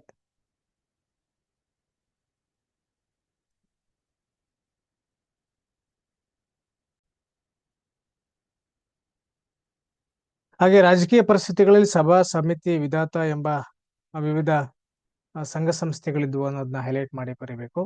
ಸಾಮಾಜಿಕ ಜೀವನದಲ್ಲಿ ಆಹಾರ, ಪಾನೀಯಗಳು, ಉಡುಗೆ ತೊಡುಗೆಗಳು, ವೈವಾಹಿಕ ಪರಿಸ್ಥಿತಿಗಳು, ವಿವಾಹದ ಪದ್ಧತಿಗಳು, ಮಹಿಳಾ ಸ್ಥಾನಮಾನ, ಕುಟುಂಬ, ವರ್ಣ ವ್ಯವಸ್ಥೆ ಋಗ್ವೇದದ ಅಂತಿಮ ಕಾಲಘಟ್ಟಕ್ಕೆ ಮೆನ್ಷನ್ ಆಯಿತು, ಅದನ್ನ ಕೂಡ ತಿಳಿಸ್ಬೋದು. ಹಾಗೆ ಆರ್ಥಿಕ ವಿಚಾರಕ್ಕೆ ಬಂದಾಗ ವ್ಯವಸಾಯ ಋಗ್ವೇದ ಕಾಲದಲ್ಲಿ ಹೇಗೆ ಮಾಡ್ತಾ ಇದ್ರು, ಮುಖ್ಯವಾಗಿ ಪಶುಪಾಲನೆ ಈ ಕಾಲದ ಪ್ರಮುಖ ವೃತ್ತಿಯಾಗಿತ್ತು. ಪಶುಪಾಲನೆಯನ್ನು ಹೈಲೈಟ್ ಮಾಡಿ ಬರೀಬೇಕು. ಸ್ವಲ್ಪ ಕೈಗಾರಿಕೆ, ವ್ಯಾಪಾರಗಳು, ಸಾರಿಗೆ ಸಂಪರ್ಕದ ಬಗ್ಗೆ ಸ್ವಲ್ಪ ಬರೆದ್ರೆ ಸಾಕು. ಹೆಚ್ಚಿಗೆ ಪಶುಪಾಲನೆ, ಅವರು ಗೋಗ್ರಹಣ, ಗವಿಷ್ಟಿ, ಗೋ ಯುದ್ಧಗಳನ್ನ ಮಾಡ್ತಾ ಇದ್ರು, ರಥಗಳನ್ನ, ಅಶ್ವಮೇಧ ಯಾಗಗಳನ್ನ ಮಾಡ್ತಾ ಇದ್ರು, ಕುದುರೆಗಳನ್ನ ಬಳಸ್ತಾ ಇದ್ರು. ಸೊ ಗೋವು ಈ ಕಾಲದ ಅತ್ಯಂತ ಒಂದು ಪವಿತ್ರವಾದಂತ ಒಂದು ಪ್ರಾಣಿಯಾಗಿತ್ತು, ಗೋಗ್ನ ಅಂತ ಕರಿತಾ ಇದ್ರು. ಈ ಎಲ್ಲ ವಿಚಾರಗಳನ್ನ ಇಲ್ಲಿ ಹೈಲೈಟ್ ಮಾಡಿ ಬರಿಬೇಕಾಗುತ್ತೆ. ಹಾಗೆ ಕಾನಿಷ್ಕನ ಸೈನಿಕ ಮತ್ತು ಸಾಂಸ್ಕೃತಿಕ ಸಾಧನೆಗಳನ್ನ ವಿವರಿಸಿ ಅಂತೇಳಿ ಇನ್ನೊಂದು 10 ಮಾರ್ಕ್ಸ್ ಪ್ರಶ್ನೆ ಕೊಟ್ಟಿದ್ದಾರೆ. ಸೊ ಅದರಲ್ಲಿ ಸೈನಿಕ ಸಾಧನೆಗಳು ಮತ್ತು ಸಾಂಸ್ಕೃತಿಕ ಅಂತ 2 ಭಾಗ ಮಾಡಿದ್ದಾರೆ. ಹಾಗಾಗಿ ಸೈನಿಕ ಸಾಧನೆಗಳ ಬಗ್ಗೆ ಒಂದು 50%, ಅಂದ್ರೆ ಒಂದೂವರೆ 2 ಪೇಜ್, ಇನ್ನೊಂದು 2 ಪೇಜ್ ಅಷ್ಟು ಸಾಂಸ್ಕೃತಿಕ ಸಾಧನೆಗಳನ್ನ ಬರೀಬೇಕು. ಪೀಠಿಕೆಯಲ್ಲಿ ಏನ್ ಬರೀತಾರೆ, ಕಾನಿಷ್ಕ ಎಷ್ಟನೇ ಇಸ್ವಿಯಿಂದ ಆಳ್ವಿಕೆ ಮಾಡ್ದ, ಕ್ರಿಸ್ತಶಕ 78 120, ಅವನ ರಾಜಧಾನಿ ಯಾವುದು, ಅವನು ಯಾವ ವಂಶದವನು, ಈ ರೀತಿ ಎಲ್ಲ ವಿಚಾರಗಳನ್ನ ಬರ್ಕೊಂಡು ಹೋಗ್ತಾರೆ. ಹಾಗೆ ಅವನ ಸೈನಿಕ ಸಾಧನೆಗಳನ್ನ ತಗೊಂಡಾಗ ಅವನು ಮಾಡಿದಂತ ಯುದ್ಧಗಳು, ಅವನು ಕಾಶ್ಮೀರವನ್ನ ಗೆದ್ದ, ಮಗಧ ದಂಡಯಾತ್ರೆ ಮಾಡ್ದ, ಪಂಜಾಬ್ ಮತ್ತು ಮಥುರಾ ಮೇಲೆ ದಾಳಿ ಮಾಡಿ ಗೆದ್ದ, ಮಾಳವ, ಸೌರಾಷ್ಟ್ರ ಈ ಪ್ರದೇಶಗಳನ್ನ ಕೂಡ ಅವನು ಅಕ್ವೈರ್ ಮಾಡ್ಕೊಂಡಿದ್ದ. ಮುಖ್ಯವಾಗಿ ಚೈನಾ ಯುದ್ಧವನ್ನ ಹೈಲೈಟ್ ಮಾಡಬೇಕಾಗುತ್ತೆ. ಅವನು ಚೈನಾದ ವಿರುದ್ಧ ಯುದ್ಧವನ್ನು ಮಾಡಿ ಶಾನ್ ಯುಂಗ್ ಮತ್ತು ಪಾನ್ ಚೌ ಎಂಬ ಇಬ್ಬರು ರಾಜರ ಮೇಲೆ ಅವನು ಯುದ್ಧವನ್ನ ಮಾಡ್ತಾನೆ. ಮೊದಲನೇ ಯುದ್ಧದಲ್ಲಿ ಸೋಲಾಗುತ್ತೆ, 2ನೇ ಸಲ ಅವನು ಗೆಲ್ತಾನೆ. ಅದರಿಂದ ಹೇಗೆ ಅವನ ಕೀರ್ತಿ ಪ್ರತಿಷ್ಠೆ ಹೆಚ್ಚಾಯಿತು ಅಂತ ಹೈಲೈಟ್ ಮಾಡಬೇಕು. ಅವನ ಸಾಮ್ರಾಜ್ಯ ವಿಸ್ತಾರ ಎಷ್ಟಿತ್ತು ಅಂತ ಹೇಳಿ ಹೈಲೈಟ್ ಮಾಡಬೇಕಾಗುತ್ತೆ. ಇನ್ನು ಅವನ ಕನಿಷ್ಕನ ಸಾಂಸ್ಕೃತಿಕ ಸಾಧನೆಗಳನ್ನ ನಾವು ಗಮನಿಸೋದಾದ್ರೆ ಮುಖ್ಯವಾಗಿ ಅವನ ಧಾರ್ಮಿಕ ನೀತಿ, ಬೌದ್ಧ ಧರ್ಮಕ್ಕೆ ಅವನು ಕೊಟ್ಟಂತ ಎಂಕರೇಜ್ಮೆಂಟ್ ಅನ್ನ ಹೈಲೈಟ್ ಮಾಡಬೇಕು. ಆತ ಅದನ್ನ ರಾಜಧರ್ಮವಾಗಿ ಸಾರ್ತಾನೆ, ಬೌದ್ಧ ಸಾಹಿತ್ಯವನ್ನ ರಚನೆ ಮಾಡ್ತಾನೆ, ಬೌದ್ಧ ಧರ್ಮದ ಸಮ್ಮೇಳನವನ್ನ, 4ನೇ ಬೌದ್ಧ ಸಭೆಯನ್ನ ತನ್ನ ಸಾಮ್ರಾಜ್ಯದಲ್ಲಿ ಅವನು ಕಾಶ್ಮೀರದಲ್ಲಿ ಅದನ್ನ ಏರ್ಪಡಿಸ್ತಾನೆ. ಹಾಗೇನೆ ಆ ಒಂದು ಸಮ್ಮೇಳನದಲ್ಲಿ ಮಹಾವಿಭಾಷಾ ಎಂಬ ಒಂದು ಸುದೀರ್ಘವಾಗಿರ್ತಕ್ಕಂಥ ಗ್ರಂಥವನ್ನು ರಚನೆ ಮಾಡಲಾಗುತ್ತೆ. ಅದು ಮಹಾಯಾನ ಪಂಥದ ಒಂದು ಪ್ರಮುಖ ಗ್ರಂಥ. ಬೌದ್ಧ ಮತ ಹೀನಯಾನ, ಮಹಾಯಾನ ಆಗಿ ಡಿವೈಡ್ ಆಗಿದ್ದು ಈ ಕನಿಷ್ಕನ ಕಾಲದಲ್ಲಿ. ಮಹಾಯಾನ ಪಂಥಕ್ಕೆ ಈತ ಹೆಚ್ಚು ಒತ್ತನ್ನ ಕೊಡ್ತಾನೆ. ಹಾಗೆ ಗಾಂಧಾರ ಕಲೆಯನ್ನ ಈತನ ಕಾಲದಲ್ಲಿ ಡೆವಲಪ್ ಆಯಿತು. ಗಾಂಧಾರ ಕಲೆ ಅಂದ್ರೆ ಬುದ್ಧನ ವಿಗ್ರಹಗಳನ್ನ ಕೆತ್ತನೆ ಮಾಡತಕ್ಕಂತ ಒಂದು ಹೊಸ ಒಂದು ಕಲೆ. ಅದು ಗ್ರೀಕ್ ನಿಂದ ಪ್ರಭಾವಿತವಾದಂತ ಇಂಡೋ ಗ್ರೀಕ್ ಕಲೆ ಆಗಿರುತ್ತೆ. ಅದನ್ನ ಕೂಡ ಹೈಲೈಟ್ ಮಾಡ್ಬೇಕಾಗುತ್ತೆ. ಹಾಗೆ ವಿಹಾರಗಳು, ಸ್ತೂಪಗಳು, ಸಂಗಾರಾಮಗಳು, ಮತ್ತೆ ವಿದೇಶ ಪ್ರಚಾರವನ್ನ ಕೈಗೊಳ್ಳಲಿಕ್ಕೆ ಅನೇಕ ರಾಯಭಾರಿಗಳನ್ನ ಕಳಿಸ್ಕೊಡ್ತಕ್ಕಂಥದ್ದು, ಈ ಎಲ್ಲ ವಿಚಾರಗಳನ್ನ ಆತನ ಧಾರ್ಮಿಕ ಸಾಂಸ್ಕೃತಿಕ ಸಾಧನೆಗಳಲ್ಲಿ ಮೊದಲನೇದು ಧಾರ್ಮಿಕ ವಿಚಾರಗಳನ್ನ ಹೈಲೈಟ್ ಮಾಡಬೇಕು. ಎರಡನೇದು ಸಾಹಿತ್ಯದ ಕೊಡುಗೆಗಳು. ಸಾಂಸ್ಕೃತಿಕ ಸಾಧನೆಗಳಲ್ಲಿ ಸಾಹಿತ್ಯದ ಕೊಡುಗೆಗಳು ಕೂಡ ಬಹಳ ಮುಖ್ಯವಾಗುತ್ತೆ. ಆತನ ಆಸ್ಥಾನದಲ್ಲಿದ್ದಂತ ಬೌದ್ಧ ಗುರುಗಳ ಬಗ್ಗೆ ಇಲ್ಲಿ ಹೈಲೈಟ್ ಮಾಡಬೇಕು. ಅಶ್ವಘೋಷ, ನಾಗಾರ್ಜುನ, ವಸುಮಿತ್ರ, ಚರಕ, ಈ ಪಂಡಿತರ ಬಗ್ಗೆ ಬರೀಬೇಕು. ಅವ್ರು ಬರೆದಂತ ಗ್ರಂಥಗಳು, ಅವುಗಳ ಮಹತ್ವ ಏನು ಅಂತ. ಹಾಗೆ 3ನೇ ಅಂಶ, ಕಲೆ ಮತ್ತು ವಾಸ್ತುಶಿಲ್ಪಕ್ಕೆ ಈತ ಕೊಟ್ಟಂತ ಕೊಡುಗೆ ಏನು. ಈತ ಪುರುಷಪುರ ಎಂಬ ತನ್ನ ರಾಜಧಾನಿಯಲ್ಲಿ ಅನೇಕ ಅಂತಸ್ತುಗಳ ಒಂದು ಸ್ತೂಪವನ್ನ, ಅರಮನೆಗಳನ್ನ, ವಿಹಾರಗಳನ್ನ ಇಲ್ಲಿ ಕಟ್ಟಿಸಿದ್ದಾನೆ. ಹಾಗೆ ಕಾನಿಷ್ಕಪುರ ಎಂಬ ನೂತನ ನಗರವನ್ನ ಕಟ್ಟಿಸ್ತಾನೆ. ಗಾಂಧಾರ ಕಲೆಯನ್ನ ಈತ ಬೆಳೆಸ್ತಾನೆ. ಹಾಗೆ ಮಥುರಾ ಕಲೆ ಕೂಡ ಈತನ ಕಾಲದಲ್ಲಿ ಡೆವಲಪ್ ಆಗುತ್ತೆ. ಹಾಗೆ ವಿಜ್ಞಾನ ತಂತ್ರಜ್ಞಾನ ಕೂಡ ಈತನ ಕಾಲದಲ್ಲಿ ಡೆವಲಪ್ ಆಯಿತು. ಅನೇಕ ಒಂದು ಚರಕ ಅಂತಕ್ಕಂಥ ಒಬ್ಬ ವಿಜ್ಞಾನಿ ರಾಸಾಯನ ಶಾಸ್ತ್ರದಲ್ಲಿ ಪಾರಂಗತನಾಗಿದ್ದ. ನಾಣ್ಯಗಳ ತಯಾರಿಕೆ, ಪಾದರಕ್ಷೆಗಳ ತಯಾರಿಕೆ, ಗಾಜಿನ ತಯಾರಿಕೆ ಬಗ್ಗೆ ಸಾಕಷ್ಟು ಸಂಶೋಧನೆಗಳನ್ನು ಈ ಕಾಲದಲ್ಲಿ ಮಾಡಲಾಯಿತು ಅಂತ. ಸೊ ಈ ತರ ಒಟ್ಟಾರೆ ಕಾನಿಷ್ಕನ ಸಾಧನೆಗಳನ್ನ ಇಲ್ಲಿ ಬರಿಬೇಕಾಗುತ್ತೆ. ಹಾಗೆ ಹರ್ಷವರ್ಧನನ ಜೀವನ ಮತ್ತು ಸಾಧನೆಗಳು ಅನ್ನೋದು ಮತ್ತೊಂದು ಪ್ರಶ್ನೆ 10 ಮಾರ್ಕ್ಸ್ ಇಲ್ಲಿ ಕೊಟ್ಟಿದ್ದಾರೆ.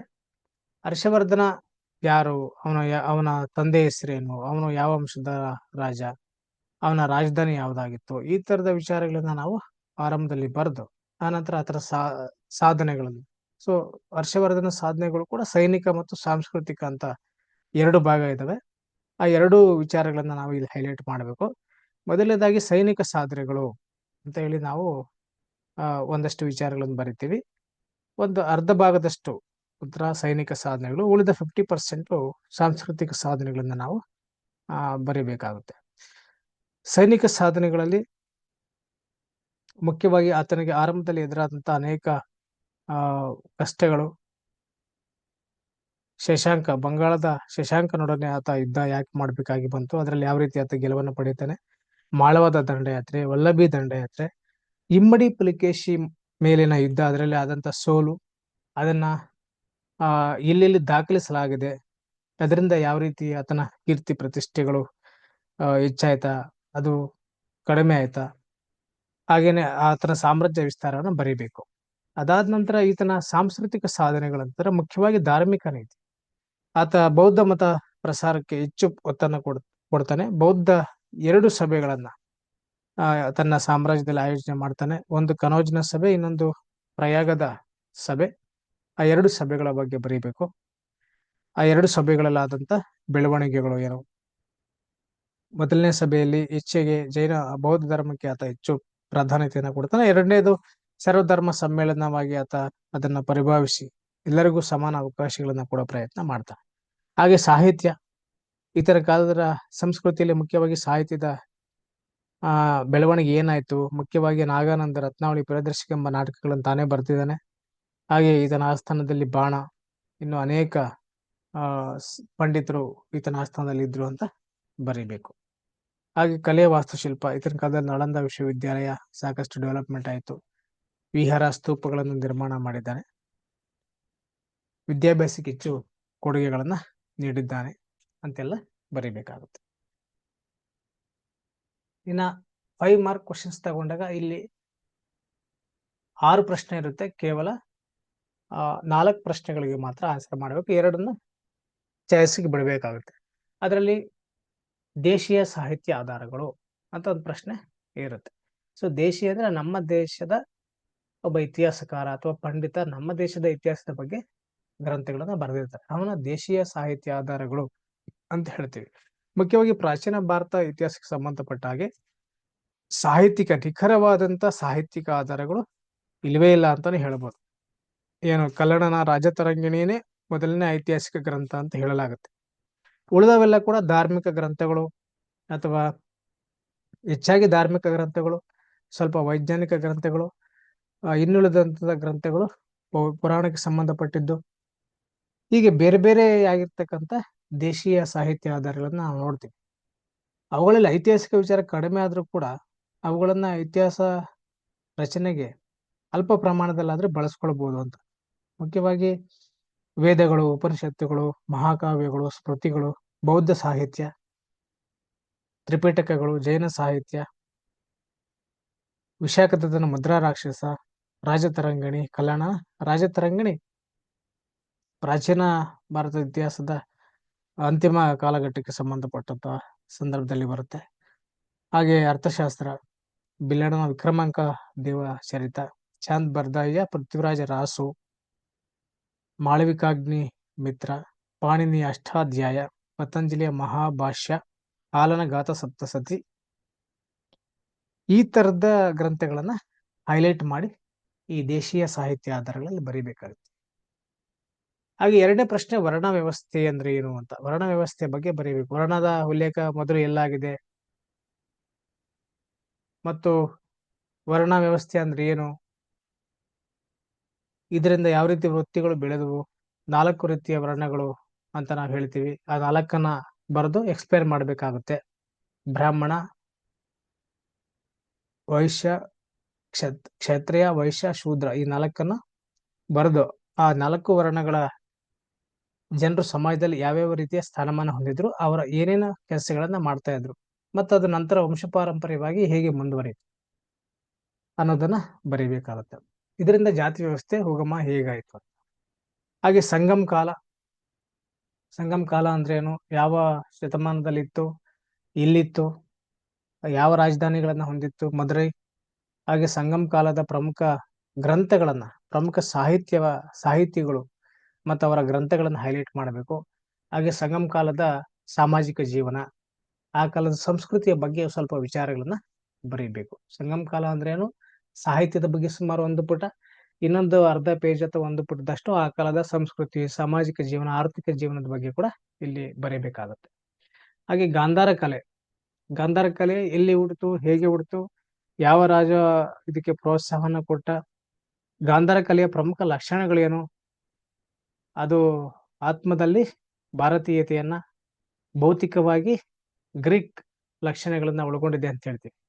ಈ ತರ ವಿಚಾರಗಳನ್ನ ಇಟ್ಕೊಂಡು ಬರೀಬೇಕು. ಗಾಂಧಾರ ಕಲೆಯಿಂದ ಮುಂದೆ ಯಾವ ಕಲೆಗಳ ಮೇಲೆ ಅದು ಇನ್ಫ್ಲೂಯೆನ್ಸ್ ಆಯ್ತು, ಭಾರತದ ಒಂದು ಕಲೆ ವಾಸ್ತುಶಿಲ್ಪದ ಮೇಲೆ ಯಾವ ರೀತಿ ಇನ್ಫ್ಲೂಯೆನ್ಸ್ ಆಯ್ತು, ಮುಖ್ಯವಾಗಿ ಮಥುರಾ ಕಲೆ, ಅಮರಾವತಿ ಕಲೆ ಇದರಿಂದ ಬೆಳೀತು. ನಂತರ ಎಲ್ಲೋರ ಅಜಂತ, ಗುಪ್ತರ ಕಾಲದ ಅನೇಕ ದೇವಾಲಯಗಳ ನಿರ್ಮಾಣಕ್ಕೆ ಇದು ಅಡಿಪಾಯವನ್ನು ಹಾಕ್ದಂಗಾಯ್ತು. ಈ ತರ ಎಲ್ಲಾ ವಿಚಾರಗಳನ್ನ ಸಾರಾಂಶದ ರೂಪದಲ್ಲಿ ಅಲ್ಲಿ ಬರೀಬೇಕು. ಹಾಗೆ ಮೊಹಮ್ಮದ್ ಗಜನಿ ಅನ್ನೋ ಪ್ರಶ್ನೆಯನ್ನ ಕೊಟ್ಟಿದ್ದಾರೆ. ಮೊಹಮ್ಮದ್ ಗಜನಿಯ ಕುರಿತಾಗಿ ಆತನ ದಾಳಿಗಳು, ಭಾರತದ ಮೇಲೆ ಆತ ಎಷ್ಟು ಬಾರಿ ದಾಳಿ ಮಾಡ್ದ, ಯಾವ ಇಸ್ವಿಯಿಂದ ಯಾವ ಇಸ್ವಿವರೆಗೂ, 1001ರಿಂದ 1027 ಅಂತಂದ್ರೆ ಎಷ್ಟು ದಂಡಯಾತ್ರೆ, 17 ದಂಡಯಾತ್ರೆಗಳ ಬಗ್ಗೆ ಸಂಕ್ಷಿಪ್ತವಾಗಿ ಬರೀಬೇಕಾಗುತ್ತೆ. ಮೊದಲನೇ ದಂಡಯಾತ್ರೆ ಯಾವ ರಾಜನ ಮೇಲೆ ಮಾಡ್ದ, ಎರಡನೇದೆಲ್ಲ ಮಾಡ್ದ, ಮೂರನೇದು ಯಾವಾಗ ಮಾಡ್ದ, ಯಾವ ರಾಜನನ್ನ ಸೋಲಿಸ್ತಾನೆ, ಅದರ ರಿಸಲ್ಟ್ ಏನು. ಅಲ್ಲಿ ಸಾಮಾನ್ಯವಾಗಿ ಎಲ್ಲಾ ದಾಳಿಗಳಲ್ಲಿ ಸಂಪತ್ತಿನ ಲೂಟಿನೇ ಇತ್ತು. ಕೆಲವು ದಾಳಿಗಳ ಸಂದರ್ಭದಲ್ಲಿ ದೇವಾಲಯಗಳ ನಾಶ ಆಗಿರಬಹುದು, ವಿಗ್ರಹಗಳ ನಾಶ ಆಗಿರ್ಬೋದು, ಹಾಗೆ ಏನು ಗುಲಾಮ್ರ ಒಂದು ಕರ್ಕೊಂಡು ಹೋಗಿದ್ದಾಗಿರ್ಬೋದು. ಇಂಥ ಎಲ್ಲಾ ವಿಚಾರಗಳನ್ನು ಹೈಲೈಟ್ ಮಾಡಿ, ಮುಖ್ಯವಾಗಿ ಸೋಮನಾಥ ಟೆಂಪಲ್ ದಾಳಿಯನ್ನ ಹೈಲೈಟ್ ಮಾಡಿ ಬರೀಬೇಕು. ಹಾಗೆ ಮೊಹಮ್ಮದ್ ಗಾಜಿನ ದಾಳಿಗಳಿಂದ ಏನಾಯ್ತು, ಮುಂದೆ ಗೋರಿಯ ದಾಳಿಗಳಿಗಿದು ಅವಕಾಶ ಮಾಡಿಕೊಡ್ತು. ಸಾಕಷ್ಟು ಸಂಪತ್ತು, ಗುಲಾಮರು ಅಫ್ಘಾನಿಸ್ತಾನಕ್ಕೆ ರವಾನೆ ಆಯಿತು. ಇಸ್ಲಾಂ ಧರ್ಮ ಪ್ರಸಾರ ಆಗ್ಲಿಕ್ಕೆ ಇದು ಅವಕಾಶವನ್ನ ಮಾಡಿಕೊಡ್ತು. ಮುಖ್ಯವಾಗಿ ಅಲ್ ಬೆರೂನಿ ಎಂಬ ಇತಿಹಾಸಕಾರ ಭಾರತಕ್ಕೆ ಬಂದು ಇಲ್ಲಿನ ವಿಚಾರಗಳನ್ನ, ಇತಿಹಾಸ ಬರೀತಕ್ಕಂಥ ಒಂದು ಜ್ಞಾನವನ್ನ ಬೆಳೆಸಕ್ಕೆ ಇಲ್ಲಿ ಕಾರಣಕರ್ತನಾದ. ಎಲ್ಲ ವಿಚಾರಗಳನ್ನ ಬರೀಬೇಕು. ಹಾಗೆ ನಳಂದ ವಿಶ್ವವಿದ್ಯಾಲಯ ಎಲ್ಲಿ ಸ್ಥಾಪನೆ ಆಯ್ತು, ಯಾವಾಗ ಸ್ಥಾಪನೆ ಆಯ್ತು, ಯಾವ ರಾಜರು ಇದಕ್ಕೆ ಪ್ರೋತ್ಸಾಹನ ಕೊಟ್ರು, ಗುಪ್ತರು, ಹರ್ಷವರ್ಧನ, ಮತ್ತು ನಳಂದ ವಿಶ್ವವಿದ್ಯಾಲಯದಲ್ಲಿ ಯಾವ ರೀತಿಯ ಕಟ್ಟಡಗಳಿದ್ವು, ಅಲ್ಲಿ ಗ್ರಂಥ ಭಂಡಾರ ಹೇಗಿತ್ತು, ಯಾವ್ಯಾವ ಬೋಧನಾ ವಿಷಯಗಳನ್ನ ತಿಳಿಸ್ತಾ ಇದ್ರು, ಯಾವ ರೀತಿ ಬೋಧನೆ ನಡೀತಾ ಇತ್ತು, ಅಧ್ಯಾಪಕ ವರ್ಗ ಯಾರ್ಯಾರಿದ್ರು, ಹುಯೆನ್ ಸಾಂಗ್ ಭೇಟಿ ಯಾವ ರೀತಿ ಇತ್ತು, ಮತ್ತು ದಾನ ಧರ್ಮಗಳು ಯಾವ್ಯಾವ ರಾಜರು ಯಾವ ರೀತಿ ಅಲ್ಲಿ ಮಾಡಿದ್ರು, ಮತ್ತು ಈ ನಳಂದ ವಿಶ್ವವಿದ್ಯಾಲಯ ಹೇಗೆ ಅವನತಿ ಆಯ್ತು ಅಂತೇಳಿ ಎಲ್ಲವನ್ನ ಬಹಳ ಸಂಕ್ಷಿಪ್ತ ರೂಪದಲ್ಲಿ ಪಾಯಿಂಟ್ಸ್ ಹಾಕೊಂಡು, ನಳಂದ ವಿಶ್ವವಿದ್ಯಾಲಯ, ಅದು ಕಟ್ಟಡಗಳು, ಗ್ರಂಥ ಭಂಡಾರ, ಬೋಧನಾ ವಿಷಯಗಳು, ಬೋಧನಾ ವಿಧಾನ, ಅಧ್ಯಾಪಕ ವರ್ಗ, ಅದು ಅವನತಿ ಹೇಗಾಯ್ತು ಅಂತೇಳಿ ಒಂದು ಸಂಕ್ಷಿಪ್ತವಾಗಿ ಎಲ್ಲವನ್ನ ಅಲ್ಲಿ ಟಿಪ್ಪಣಿ ರೂಪದಲ್ಲಿ ಬರೀಬೇಕಾಗುತ್ತೆ. ಸೊ ಇಷ್ಟನ್ನ 3 ಗಂಟೆ ಒಳಗೆ ಬರೆದು ಮುಗಿಸ್ತಕ್ಕಂಥ ಪ್ರಯತ್ನ ಮಾಡಿ ಒಳ್ಳೆ ಅಂಕಗಳನ್ನು ನೀವು ತಗೊಳಕ್ಕೆ ಅವಕಾಶ ಇರುತ್ತೆ. ಅದೇ ತರ ಇನ್ನೊಂದು ಮಾದರಿ ಪ್ರಶ್ನೆ ಪತ್ರಿಕೆ ನೋಡೋಣ. ಈ 2 ಪ್ರಶ್ನೆ ಪತ್ರಿಕೆಗಳನ್ನ ನೀವು ಬಹಳ ಕೂಲಂಕಷವಾಗಿ ಗಮನಿಸಿ ಎಕ್ಸಾಮ್ಗೆ ರೆಡಿ ಆಗಿದ್ದಾದ್ರೆ ಆಲ್ಮೋಸ್ಟ್ ಎಲ್ಲ ನೀವು ಸಿಲೆಬಸ್ ಅಲ್ಲಿ ಬರ್ತಕ್ಕಂಥ ಬಹುತೇಕ ಮುಖ್ಯವಾದಂತ ಟಾಪಿಕ್ಸ್ಗೆ ರೆಡಿ ಆದಾಗೆ ಆಗುತ್ತೆ. ಹಾಗಾಗಿ ಈ 2 ಪ್ರಶ್ನೆ ಪತ್ರಿಕೆಗಳನ್ನ ಅಧ್ಯಯನ ಮಾಡಿದ್ರೆ ಬಹಳಷ್ಟು ಅನುಕೂಲ ಆಗುತ್ತೆ ಎಕ್ಸಾಮ್ಗೆ. ಈಗ ಮಾಡಲ್ ಕ್ವಶನ್ ಪೇಪರ್ 2 ಹೇಗೆ ಇದೆ ಅಂತ ನೋಡೋಣ. ಸೊ ಇದರಲ್ಲಿ ಮ್ಯಾಪ್ ಅಲ್ಲಿ ಸೇಮ್ 5 ಮುಖ್ಯವಾದಂತ ಸ್ಥಳಗಳು ಇರುತ್ತೆ. ಐತಿಹಾಸಿಕ ವಿಚಾರಗಳನ್ನ ಬರೀತಾರೆ.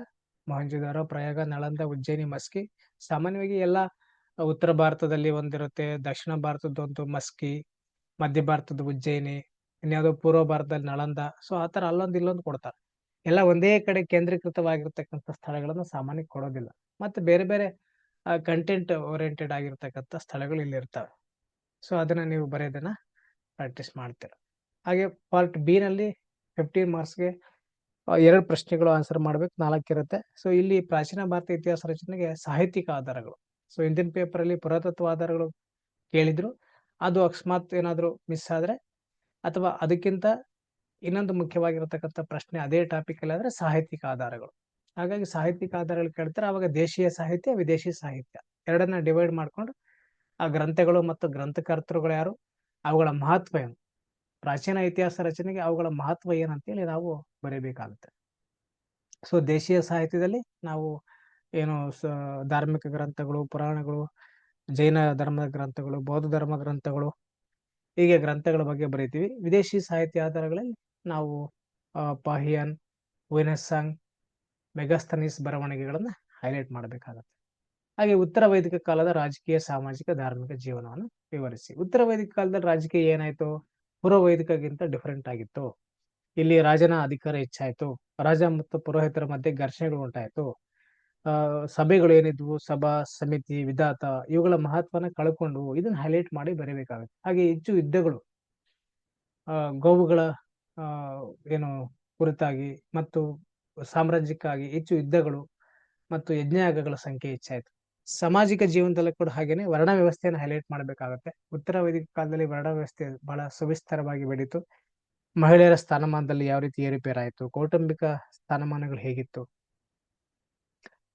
ಆಹಾರ ಪಾನೀಯಗಳು ಅವು ಎರಡು ಕಾಲದಲ್ಲೂ ಹೆಚ್ಚು ಕಡಿಮೆ ಒಂದೇ ರೀತಿ ಇತ್ತು ಅಂತ ಬರೀತೀವಿ.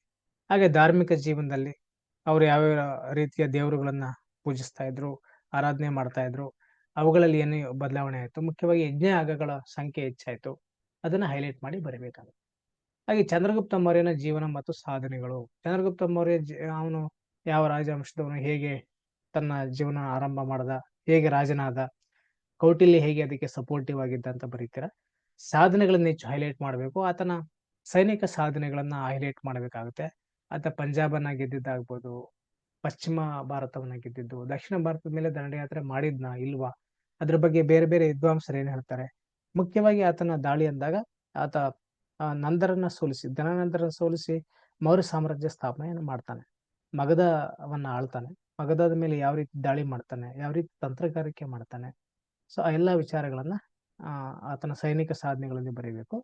ಹಾಗೆ ಆತನ ಕಡೆಯ ದಿನಗಳಲ್ಲಿ ಆದಂತ ಬದಲಾವಣೆ, ಆತ ಕರ್ನಾಟಕದ ಶ್ರವಣಬೆಳಗೊಳಕ್ಕೆ ಭೇಟಿ ಕೊಟ್ಟಿದ್ದು, ಜೈನ ಧರ್ಮದ ಒಂದು ಏನು ಆರಂಭ ದಕ್ಷಿಣ ಭಾರತದಲ್ಲಿ ಆಯಿತು, ಇಲ್ಲೇ ಆತನ ಅಂತಿಮ ಜೀವನ ಆಯಿತು ಅಂತ. ಹಾಗೆ ಸಮುದ್ರಗುಪ್ತನ ಜೀವನ ಮತ್ತು ಸಾಧನೆಗಳು, ಈತನ ಸಮುದ್ರಗುಪ್ತನ ಆರಂಭಿಕ ಜೀವನ ಹೇಗಿತ್ತು, ಆತ ಯಾವ ರೀತಿ ರಾಜನಾಗಿ ಅಧಿಕಾರಕ್ಕೆ ಬಂದ, ಮತ್ತು ಆತನ ಯುದ್ಧಗಳ ಬಗ್ಗೆ ಹೈಲೈಟ್ ಮಾಡಬೇಕು. ಅಲಹಾಬಾದ್ ಶಾಸನ ಆತನ ಸುದೀರ್ಘವಾಗಿರತಕ್ಕಂಥ ಒಂದು ಸಾಧನೆಗಳ ಬಗ್ಗೆ ಹೇಳುತ್ತೆ. ಅಲಹಾಬಾದ್ ಶಾಸನವನ್ನ ನಾವು ಮೆನ್ಷನ್ ಮಾಡಲೇಬೇಕು ಸಮುದ್ರಗುಪ್ತನ ವಿಚಾರ ಬಂದಾಗ. ಈತನ ದಿಗ್ವಿಜಯಗಳು ಏನು, ಸಮುದ್ರಗುಪ್ತ ಮಾಡದಂತ ದಿಗ್ವಿಜಯಗಳು, ಅದು ಆರ್ಯಾವರ್ತ, ಉತ್ತರ ಭಾರತದ ದಿಗ್ವಿಜಯಗಳು, 12 ರಾಜ್ಯಗಳ ಮೇಲೆ ದಕ್ಷಿಣ ಭಾರತದ ದಿಗ್ವಿಜಯ, ಅಡವಿ ರಾಜ್ಯಗಳು ಮತ್ತು ಗಡಿನಾಡುಗಳು. ಉತ್ತರ ಭಾರತ, ದಕ್ಷಿಣ ಭಾರತ, ಅಡವಿ ರಾಜ್ಯಗಳು ಮತ್ತು ಗಡಿನಾಡು ಅಂತೇಳಿ 4 ರೀತಿಯ ಮುಖ್ಯವಾದಂತ ದಂಡಯಾತ್ರೆಗಳನ್ನು ನಾವು ನೋಡ್ತೀವಿ. ಹಾಗೆ ಆತನ ಆಡಳಿತ, ಕಲೆ, ಸಾಹಿತ್ಯಕ್ಕೆ ಆತ ಕೊಟ್ಟಂತ ಕೊಡುಗೆಗಳು, ಈತನ ಆಸ್ಥಾನದಲ್ಲಿದ್ದಂತ ವಿವಿಧ ಪಂಡಿತರು, ಈ ಎಲ್ಲಾ ವಿಚಾರಗಳನ್ನ ಕೂಡ ಸ್ವಲ್ಪ ಪ್ರಮಾಣದಲ್ಲಿ ಬರೀಬೇಕು. ಮುಖ್ಯವಾಗಿ ಈತನ ಏನು ನಾಣ್ಯಗಳನ್ನ ಹೊರಡಿಸಿದ್ದು, ಎಲ್ಲಾ ವಿಚಾರಗಳು ಈತನ ಸಾಧನೆಗಳಾಗುತ್ತೆ. ಸೈನಿಕ ಸಾಧನೆಗಳು ಹೆಚ್ಚಿಗೆ ಹೈಲೈಟ್ ಮಾಡಬೇಕಾಗಿ ಇಲ್ಲಿ ಬರುತ್ತೆ. ಸಾಂಸ್ಕೃತಿಕ ಸಾಧನೆಗಳನ್ನ ಅಲ್ಪ ಪ್ರಮಾಣದಲ್ಲಿ ನಾವು ಬರಿಬೇಕಾಗುತ್ತೆ. ಹಾಗೆ ವಿಭಾಗ ಸಿ ನಲ್ಲಿ 10 ಮಾರ್ಕ್ಸ್ಗೆ ಭಾರತದ ಭೌಗೋಳಿಕ ಲಕ್ಷಣಗಳು ಮತ್ತು ಇತಿಹಾಸದ ಮೇಲೆ ಅವುಗಳ ಪ್ರಭಾವ ಅಂತ ಕೇಳ್ಬೋದು. ಇಲ್ಲಿ ಭೌಗೋಳಿಕ ಲಕ್ಷಣಗಳು ಅಂದ್ರೆ ಏನು ಭಾರತದ ಸುಮಾರು 4 ಭೌಗೋಳಿಕ ಲಕ್ಷಣಗಳು: ಉತ್ತರದ ಮೈದಾನ, ಉತ್ತರದ ಹಿಮಾಲಯ ಪರ್ವತಗಳು, ದಖನ್ ಪ್ರಸ್ಥಭೂಮಿ, ಪೂರ್ವ ಮತ್ತು ಪಶ್ಚಿಮ ಘಟ್ಟಗಳು ಮತ್ತು ತೀರಗಳು. ಇಷ್ಟನ್ನ ಬರೀಬೇಕು. ಅವುಗಳ ಲಕ್ಷಣಗಳು ಅಂದ್ರೆ ಹಿಮಾಲಯ ಪರ್ವತ ಹೇಗಿದೆ, ಅಲ್ಲಿ ಹೆಚ್ಚು ಎತ್ತರವಾದಂತಹ ಪರ್ವತಗಳಿದೆ, ಹಿಮದಿಂದ ಆವೃತವಾಗಿದೆ, ಯಾವ್ಯಾವ ಬೆಟ್ಟಗಳು ಬರ್ತದೆ, K2, ಮೌಂಟ್ ಎವರೆಸ್ಟ್, ಇದೆಲ್ಲ ಲಕ್ಷಣಗಳಲ್ಲಿ ಬರುತ್ತೆ. ಆದ್ರೆ ಇತಿಹಾಸದ ಮೇಲೆ ಅವುಗಳ ಪ್ರಭಾವ ಏನು ಅನ್ನೋದನ್ನ ಕೂಡ ಇಲ್ಲಿ ನಾವು ಬರೀಬೇಕಾಗುತ್ತೆ. ಏನು ಹಿಮಾಲಯ ಪರ್ವತಗಳಿಂದ ಭಾರತದ ಇತಿಹಾಸ ಯಾವ ರೀತಿ ಪ್ರಭಾವಿಸಲ್ಪಡುತ್ತೋ, ಇಲ್ಲಿ ಯುದ್ಧಗಳು ನಡೆಯೋದಕ್ಕೆ ಅವಕಾಶ ಕೊಡ್ಲಿಲ್ಲ, ಭಾರತವನ್ನ ಬೆಚ್ಚಗಿಟ್ಟಿದೆ, ಇಲ್ಲಿ ಸಂಸ್ಕೃತಿ ಉಗಮ ಆಗೋದಕ್ಕೆ, ನದಿಗಳು ಹುಟ್ಟಿ ಬೆಳೆದು ಇಲ್ಲಿನ ಜನಜೀವನ ಚಿಗುರೊಡೆಯೋದಕ್ಕೆ ಕಾರಣ ಆಗಿದೆ. ಎಲ್ಲ ವಿಚಾರಗಳನ್ನ ನಾವು ಬರಿತೀವಿ. ಅದೇ ರೀತಿ ತೀರ ಪ್ರದೇಶಗಳು ಬಂದಾಗ ತೀರ ಪ್ರದೇಶ ಅಂದ್ರೆ ಏನು, ಭಾರತ ಅತ್ಯಂತ ಉದ್ದವಾಗಿರ್ತಕ್ಕಂಥ ತೀರ ಪ್ರದೇಶನ ಹೊಂದಿದೆ, ಯಾವ ರಾಜ್ಯಗಳಲ್ಲಿ ಹೊಂದಿದೆ. ಮುಖ್ಯವಾಗಿ ಈ ತೀರ ಪ್ರದೇಶದಿಂದ ಏನಾಯ್ತು, ಭಾರತ ವಿದೇಶ ಸಂಪರ್ಕಗಳನ್ನ, ಸಮುದ್ರ ಯಾನಗಳನ್ನ ಬೆಳೆಸೋದಕ್ಕೆ ಸಾಧ್ಯ ಆಯ್ತು. ಮುಂದೆ ಯುರೋಪಿಯನ್ರ ಆಗಮನ ಕೂಡ ಆಯ್ತು. ಎಲ್ಲ ವಿಚಾರಗಳನ್ನ ನಾವು ಪ್ರಭಾವ ಅಂತ ಹೇಳ್ತೀವಿ. ಬರೀ ಭೌಗೋಳಿಕ ಲಕ್ಷಣ ಅಷ್ಟೇ ಅಲ್ಲದೆ ಅವು ಇತಿಹಾಸದ ಮೇಲೆ ಯಾವ ರೀತಿ ಪ್ರಭಾವನ ಬೀರಿದಾವೆ ಅನ್ನೋದನ್ನ ಕೂಡ ಇಲ್ಲಿ ಹೈಲೈಟ್ ಮಾಡಿ ಬರೀಬೇಕು. ಹಾಗೆ ಹೊಸ ಧರ್ಮಗಳ ಉದಯಕ್ಕೆ ಕಾರಣಗಳು, ಬೌದ್ಧ ಜೈನ ಧರ್ಮಗಳು ಹೇಗೆ ಉದಯ ಆದವು, ಅದಕ್ಕೆ ಕಾರಣಗಳೇನು, ಹಿಂದೆ ಇದ್ದಂತ ವೈದಿಕ ಕಾಲದಲ್ಲಿ ಆದಂತ ಯಜ್ಞಯಾಗಗಳು, ಪ್ರಾಣಿ ಬಲಿಗಳು, ಜಾತಿ ಪದ್ಧತಿ, ಅಸ್ಪೃಶ್ಯತೆ ಮತ್ತು ಸಂಸ್ಕೃತ ಭಾಷೆಯ ಪಾರಮ್ಯ, ಈ ರೀತಿ ಅನೇಕ ಅಂಶಗಳನ್ನ ಇಲ್ಲಿ ಹೈಲೈಟ್ ಮಾಡಬಹುದು. ಹಾಗೆ ಮೌರ್ಯರ ಆಡಳಿತ ಪದ್ಧತಿ, ಮೌರ್ಯರ ಆಡಳಿತಕ್ಕೆ ಮುಖ್ಯವಾಗಿ ನಮಗೆ ಕೌಟಿಲ್ಯ ಅರ್ಥಶಾಸ್ತ್ರ ಆಧಾರವಾಗಿದೆ. ಹಾಗೆ ಮೆಗಾಸ್ತನೀಸನ ಇಂಡಿಕಾದಲ್ಲೂ ಕೂಡ ಕೆಲವು ವಿಚಾರಗಳು ಸಿಗುತ್ತೆ. ರಾಜ, ಮಂತ್ರಿ, ಗೂಢಚಾರಿಕೆ ಪದ್ಧತಿ, ಜನಗಣತಿ, ಪ್ರಾಂತ್ಯಾಡಳಿತ ಹೇಗಿತ್ತು, ಗ್ರಾಮೀಣ ಆಡಳಿತ ಹೇಗಿತ್ತು, ಪಾಟಲಿಪುತ್ರದ ಆಡಳಿತ ಹೇಗಿತ್ತು, ಹೀಗೆ ಅನೇಕ ಅಂಶಗಳು ನಿಮ್ಗೆ ಸಿಗುತ್ತೆ. ಸೊ ಆಡಳಿತದ ಪಾಯಿಂಟ್ಸ್ ಅನ್ನು ಹಾಕೊಂಡು ಎಕ್ಸ್ಪ್ಲೇನ್ ಮಾಡ್ತಾ ಹೋಗ್ಬೇಕು. ಸಿಂಧ್ ಮೇಲೆ ಅರಬ್ಬರ ದಾಳಿಗಳು. ಕ್ರಿಸ್ತಶಕ 712ರಲ್ಲಿ ಸಿಂಧ್ ಮೇಲೆ ಅರಬ್ಬರು ದಾಳಿಯನ್ನ ಮಾಡ್ತಾರೆ. ಆ ದಾಳಿಗಳಿಗೆ ಕಾರಣಗಳು ಏನು ಅಂತ ಫಸ್ಟ್ ಬರೀಬೇಕಾಗುತ್ತೆ. ಕಾರಣಗಳು, ಪ್ರಮುಖ ದಾಳಿಗಳು ಮತ್ತು ಆ ದಾಳಿಗಳ ಪ್ರಭಾವ, ಈ ರೀತಿ 3 ಅಂಶಗಳನ್ನ ಇಲ್ಲಿ ಹೈಲೈಟ್ ಮಾಡಬೇಕಾಗುತ್ತೆ. ಸಿಂಧ್ ಮೇಲೆ ಅರಬ್ಬರ ದಾಳಿಗೆ ಕಾರಣಗಳು 1, 3, 4 ಅಂಶಗಳನ್ನ ಹಾಕೋಬೇಕು. ಏನು, ಸಿಲೋನಿಯನ್ ರಾಜ ಏನು ಖಲೀಫನ್ಗೆ ಕಳಿಸ್ತಾ ಇದ್ದ, ಆ ಸಂಪತ್ತು ಲೂಟಿ ಆಯ್ತು. ಆ ಸಂಪತ್ತು ಕಡಲ್ಗಳ್ಳರು ಲೂಟಿ ಮಾಡ್ತಾರೆ. ಅದು ಇದಕ್ಕೆ ತಕ್ಷಣದ ಕಾರಣ. ಇನ್ನು ಬೇರೆ ಕಾರಣಗಳು ಏನಂದ್ರೆ ಇಸ್ಲಾಂ ಧರ್ಮ ಪ್ರಸಾರ ಮಾಡ್ತಕ್ಕಂಥದ್ದು, ಹಾಗೆ ಸಾಮ್ರಾಜ್ಯ ವಿಸ್ತಾರ ಮಾಡ್ತಕ್ಕಂಥದ್ದು, ಇವೆಲ್ಲವೂ ಕೂಡ ಬೇರೆ ಕಾರಣಗಳಾಗ್ತದೆ. ಹಾಗೆ ಪ್ರಮುಖ ದಾಳಿಗಳು, ಸಿಂಧ್ ಮೇಲಿನ ಅರಬ್ಬರ ಪ್ರಮುಖ ದಾಳಿಗಳನ್ನು ನಾವು ಹೈಲೈಟ್ ಮಾಡಿ ಬರೀಬೇಕಾಗುತ್ತೆ.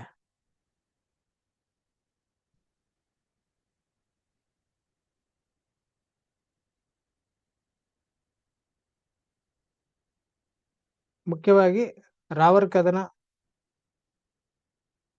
ದಾಹಿರ್ನ ಮತ್ತು ಆತನ ವಂಶಸ್ಥರ ಮೇಲೆ ಏನು ಕಾಸಿಂ ದಾಳಿ ಮಾಡ್ತಾನೆ, ದಾಳಿ ಮಾಡಿ ಅವ್ರನ್ನ ಎಲ್ಲೆಲ್ಲಿ ಸೋಲಿಸ್ದ, ದೇಬಾಲ್ ಕದನ,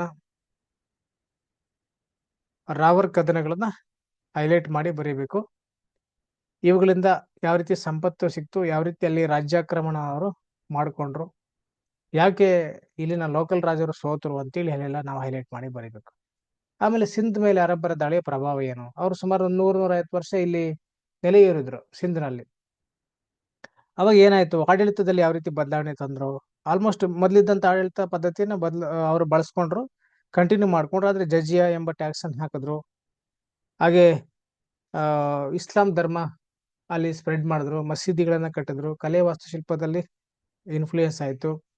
ಹಾಗೆ ಅನೇಕ ಪಂಡಿತರು, ಸಂಗೀತಗಾರರು, ವಾಸ್ತುಶಾಸ್ತ್ರಜ್ಞರು ಇಂಥವರು ಭಾರತ ದೇಶದಿಂದ ಅರಬ್ ದೇಶಗಳಿಗೆ ಹೋಗೋದಕ್ಕೆ ಸಾಧ್ಯ ಆಯ್ತು. ಅಲ್ಲಿನ ಖಲೀಫಾ ಇವ್ರನ್ನೆಲ್ಲ ಕರೆಸಿ ಸನ್ಮಾನ ಮಾಡದ, ಮತ್ತು ಭಾರತೀಯ ಅನೇಕ ಗ್ರಂಥಗಳು ಏನು ಅರಬ್ಗೆ ಟ್ರಾನ್ಸ್ಲೇಷನ್ ಆದವು.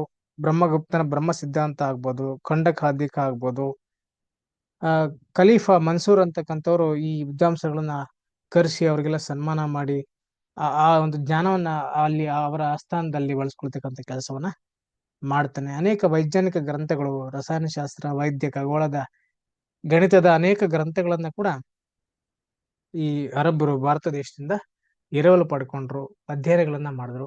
ಇವೆಲ್ಲ ಅದರ ಪ್ರಭಾವ ಆಯ್ತು ಅಂತ ಬರೀಬೇಕಾಗುತ್ತೆ.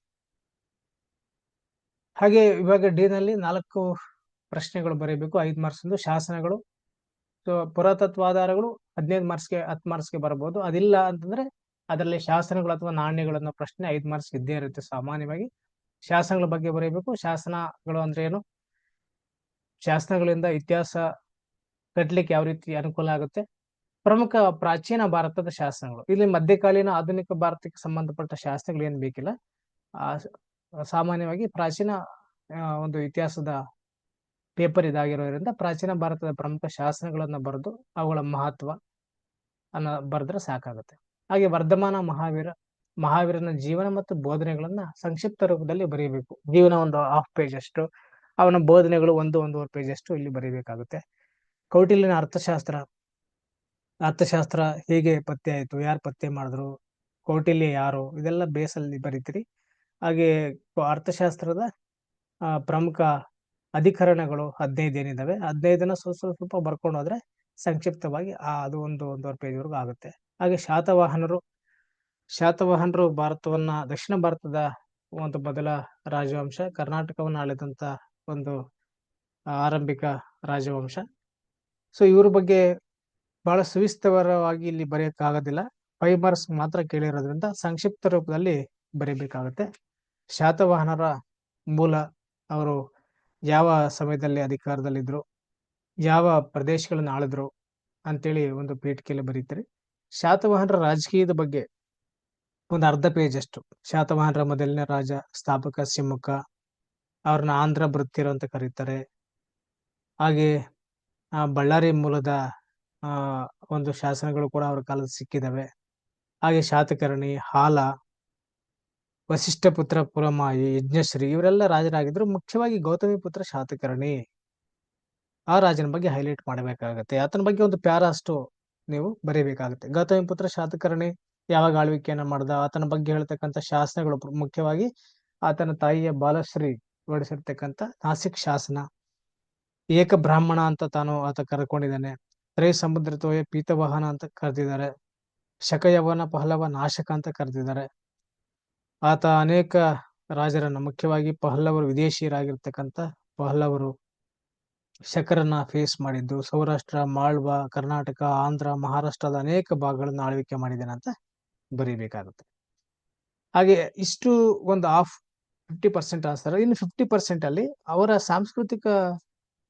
ಅವರ ಕಾಲದ ಸಾಂಸ್ಕೃತಿಕ ಜೀವನವನ್ನು ಬರೀಬೇಕಾಗುತ್ತೆ. ಆದ್ರೆ ಶಾತವಾಹನರ ಕಾಲದ ಧಾರ್ಮಿಕ ಜೀವನ ಹೇಗಿತ್ತು, ಅವರು ವೈದಿಕರಾಗಿದ್ರು, ಬೌದ್ಧ ಧರ್ಮಕ್ಕೂ ಕೂಡ ಅವರು ಪ್ರೋತ್ಸಾಹನ ಕೊಟ್ಟಿದ್ರು. ಕಾರ್ಲೆ, ನಾಸಿಕ್, ಕನ್ಹೇರಿ ಇಲ್ಲೆಲ್ಲ ಬಹಳಷ್ಟು ಬೌದ್ಧ ವಿಹಾರಗಳು, ಸ್ತೂಪಗಳು ನಿರ್ಮಾಣ ಆಗಿತ್ತು. ಹಾಗೆ ಸಾಹಿತ್ಯ, ಹಾಲ ರಾಜ ಮತ್ತು ಸಾಹಿತಿ ಕೂಡ ಆಗಿದ್ದ, ಗಾತ ಸಪ್ತಸತಿ ಬರೆದ, ಗುಣಾಢ್ಯನ ವರ್ಡಕಥ, ಸರ್ವವರಮನ ಕಾತಂತ್ರ, ಈ ತರ ಸಾಹಿತ್ಯದ ವಿಚಾರಗಳು ಸ್ವಲ್ಪ. ಕಲೆ, ವಾಸ್ತುಶಿಲ್ಪದ ಬಗ್ಗೆ ಕೆಲವು ವಿಚಾರಗಳು, ಚೈತ್ಯ, ವಿಹಾರ, ಸ್ತೂಪಗಳು ನಿರ್ಮಾಣ ಆಗಿದ್ದಾವೆ. ಅಜಂತದ 9 10ನೇ ಗುಹೆ, ವರ್ಣಚಿತ್ರಕಲೆಯನ್ನ ಈ ಕಾಲದಲ್ಲಿ ಮೂಡಿಸಲಾಗಿದೆ. ಸೊ ಹೀಗೆ ರಾಜಕೀಯ ವಿಚಾರಗಳು, ಧರ್ಮ, ಸಾಹಿತ್ಯ, ಕಲೆ, ವಾಸ್ತುಶಿಲ್ಪ ಎಲ್ಲವನ್ನ ಸಂಕ್ಷಿಪ್ತ ರೂಪದಲ್ಲಿ ಇಲ್ಲಿ ಬರೀಬೇಕಾಗುತ್ತೆ. ಹಾಗೆ 3ನೇ ಪೃಥ್ವಿರಾಜ ಚೌಹಾನ್, ಈತ ರಜಪೂತರ ಚೌಹಾನ್ ಮನೆತಂದವನು. 3ನೇ ಪೃಥ್ವಿರಾಜನ ಬಗ್ಗೆ ಮಹಮ್ಮದ್ ಗೋರಿಯ ಜೊತೆಗೆ ಈತನ ಇತಿಹಾಸ ತಳುಕು ಹಾಕೊಂಡಿದೆ. ಸೊ 3ನೇ ಪೃಥ್ವಿರಾಜನ ಒಂದು ಪ್ರಮುಖವಾಗಿರ್ತಕ್ಕಂಥ ಆಧಾರ ಇರ್ತಕ್ಕಂಥ ಗ್ರಂಥ ಅಂದ್ರೆ ಪೃಥ್ವಿರಾಜ ರಾಸು. ಅದರಲ್ಲಿ ಆತನ ಸಾಧನೆಗಳನ್ನು ಹೈಲೈಟ್ ಮಾಡಲಾಗಿದೆ. ಹಾಗೆ ಪೃಥ್ವಿರಾಜನಿಗೂ ಆತನ ಮಾವನಾಗಿದ್ದಂಥ ಜಯಸಿಂಹನಿಗಿದ್ದಂಥ ಸಂಬಂಧಗಳು, ಪೃಥ್ವಿರಾಜ ಮತ್ತು ಮಹಮ್ಮದ್ ಗೋರಿಯ ಮಧ್ಯೆ ನಡೆದಂತ 2 ಯುದ್ಧಗಳು, 1ನೇ ತರೈನ ಯುದ್ಧ 1191, 2ನೇ ತರೈನ ಯುದ್ಧ 1192. ಆ ಯುದ್ಧಗಳನ್ನ ಇಲ್ಲಿ ಹೈಲೈಟ್ ಮಾಡಬೇಕಾಗುತ್ತೆ. 1ನೇ ಯುದ್ಧ ಯಾಕೆ ನಡೆಯಿತು, ಅದರಲ್ಲಿ ಯಾವ ರೀತಿ ಚೌಹಾನ್ ಗೆದ್ದ, 2ನೇ ಯುದ್ಧದಲ್ಲಿ ಪೃಥ್ವಿರಾಜ್ ಸೋತ, ಮಹಮ್ಮದ್ ಗೋರಿ ಗೆದ್ದು ಪೃಥ್ವಿರಾಜ್ ಚೌಹಾನನ್ನ ಕೊಂದು ಹಾಕ್ತಾನೆ. ಈ ಎಲ್ಲಾ ವಿಚಾರಗಳನ್ನು ಹೈಲೈಟ್ ಮಾಡಬೇಕಾಗುತ್ತೆ. ಹಾಗೆಯೇ ಪ್ರಯಾಗ ಸಭೆ, ಇದು ಹರ್ಷವರ್ಧನನ ಧಾರ್ಮಿಕ ಜೀವನಕ್ಕೆ ಸಂಬಂಧಪಟ್ಟಿದ್ದು. ಹರ್ಷವರ್ಧನ ಮೊದಲನೇ ಸಭೆ ಕನೌಜ್ನಲ್ಲಿ ಮಾಡ್ತಾನೆ. ಬೌದ್ಧ ಧರ್ಮಕ್ಕೆ ಹೆಚ್ಚು ಪ್ರಾಶಸ್ತ್ಯವನ್ನು ಅದರಲ್ಲಿ ಕೊಡ್ತಾನೆ. ಹಾಗೆ ಎರಡನೇ ಸಭೆ ಆತ ಮಾಡಿದ್ದು ಪ್ರಯಾಗದಲ್ಲಿ, ಅಲಹಾಬಾದ್ ಅಂತ ಕೂಡ ಇದನ್ನ ನಾವು ಕರಿತೀವಿ. ಎರಡರಲ್ಲಿ ಏನ್ ವ್ಯತ್ಯಾಸ ಅಂತ ನಾವು ಹೈಲೈಟ್ ಮಾಡ್ತಾ, ಹಾಗೆ ಮುಖ್ಯವಾಗಿ ಪ್ರಯಾಗ ಸಭೆ ಬಗ್ಗೆ ಬರೀಬೇಕು. ಇಲ್ಲಿ ಆತ ಕೇವಲ ಬೌದ್ಧ ಧರ್ಮ ಅಷ್ಟೇ ಅಲ್ಲದೆ ಎಲ್ಲಾ ಧಾರ್ಮಿಕ ಗುರುಗಳನ್ನ ಕೂಡ ಆಹ್ವಾನಿಸ್ತಾನೆ. ಎಲ್ಲಾ ರಾಜರು, ವಿದ್ವಾಂಸರು, ಜೈನರು, ಬ್ರಾಹ್ಮಣರು, ವೈದಿಕರಾಗ್ಬೋದು, ಬೌದ್ಧರು, ಎಲ್ರಿಗೂ ಕೂಡ ಆಹ್ವಾನವನ್ನು ಕೊಟ್ಟು 10 ಲಕ್ಷಕ್ಕೂ ಹೆಚ್ಚು ಜನ ಇದರಲ್ಲಿ ಭಾಗವಹಿಸಿದ್ದು. ಇಲ್ಲಿ ಬುದ್ಧನ ವಿಗ್ರಹವನ್ನು ಕೂಡ ಪೂಜಿಸಲಾಯಿತು, ಆಮೇಲೆ ಶಿವ ಸೂರ್ಯನ ವಿಗ್ರಹಗಳನ್ನು ಕೂಡ ಪೂಜಿಸಲಾಯಿತು. ಇದನ್ನ ಹೈಲೈಟ್ ಮಾಡ್ಬೇಕಾಗುತ್ತೆ. ಆಮೇಲೆ 5 ವರ್ಷಗಳಿಗೊಮ್ಮೆ ಇದನ್ನ ಮುಂದುವರ್ಸ್ಕೊಂಡು ಹೋಗ್ಬೇಕು. ಮಹಾಮೋಕ್ಷ ಪರಿಷತ್ ಅಂತೇಳಿ ಕರೆದ್ರು. ಹಾಗಾಗಿ ಈಗಲೂ ಕೂಡ ಅಲ್ಲಿ ಒಂದು ಆ ಈ ಒಂದು ಸಂಸ್ಕೃತಿ ಮತ್ತು ಪರಂಪರೆ ಮುಂದುವರೆದನ್ನು ನಾವು ನೋಡ್ಬೋದು. ಮತ್ತು ಆ ಒಂದು ಸಮ್ಮೇಳನದಲ್ಲಿ ಆತ ದಾನ ಧರ್ಮಗಳನ್ನ ಮಾಡ್ತಾನೆ.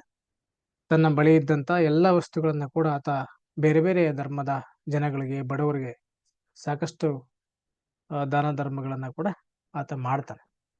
ಸೊ ಹಾಗಾಗಿ ಆತನ ಧಾರ್ಮಿಕ ಜೀವನದಲ್ಲಿ ಅತ್ಯಂತ ಗಮನಾರ್ಹವಾದಂತ ಬದಲಾವಣೆಯನ್ನು ತಂದಂತ ಮತ್ತು ಸರ್ವ ಧರ್ಮಗಳಿಗೆ ಸಮಾನವಾಗಿ ಕಾಣ್ತಕ್ಕಂಥ ಆಲೋಚನೆ ಕೂಡ ಇದರಲ್ಲಿ ಕಂಡು ಬರುತ್ತೆ. ಸೊ ಅದನ್ನ ಹೈಲೈಟ್ ಮಾಡಿ ಈ ಪ್ರಯಾಗ ಸಭೆಯಲ್ಲಿ ಅದರ ಬಗ್ಗೆ ಬರೀಬೇಕು. ಹುಯೆನ್ ಇದಕ್ಕೆ ಸಾಕ್ಷಿಯಾಗಿದ್ದ.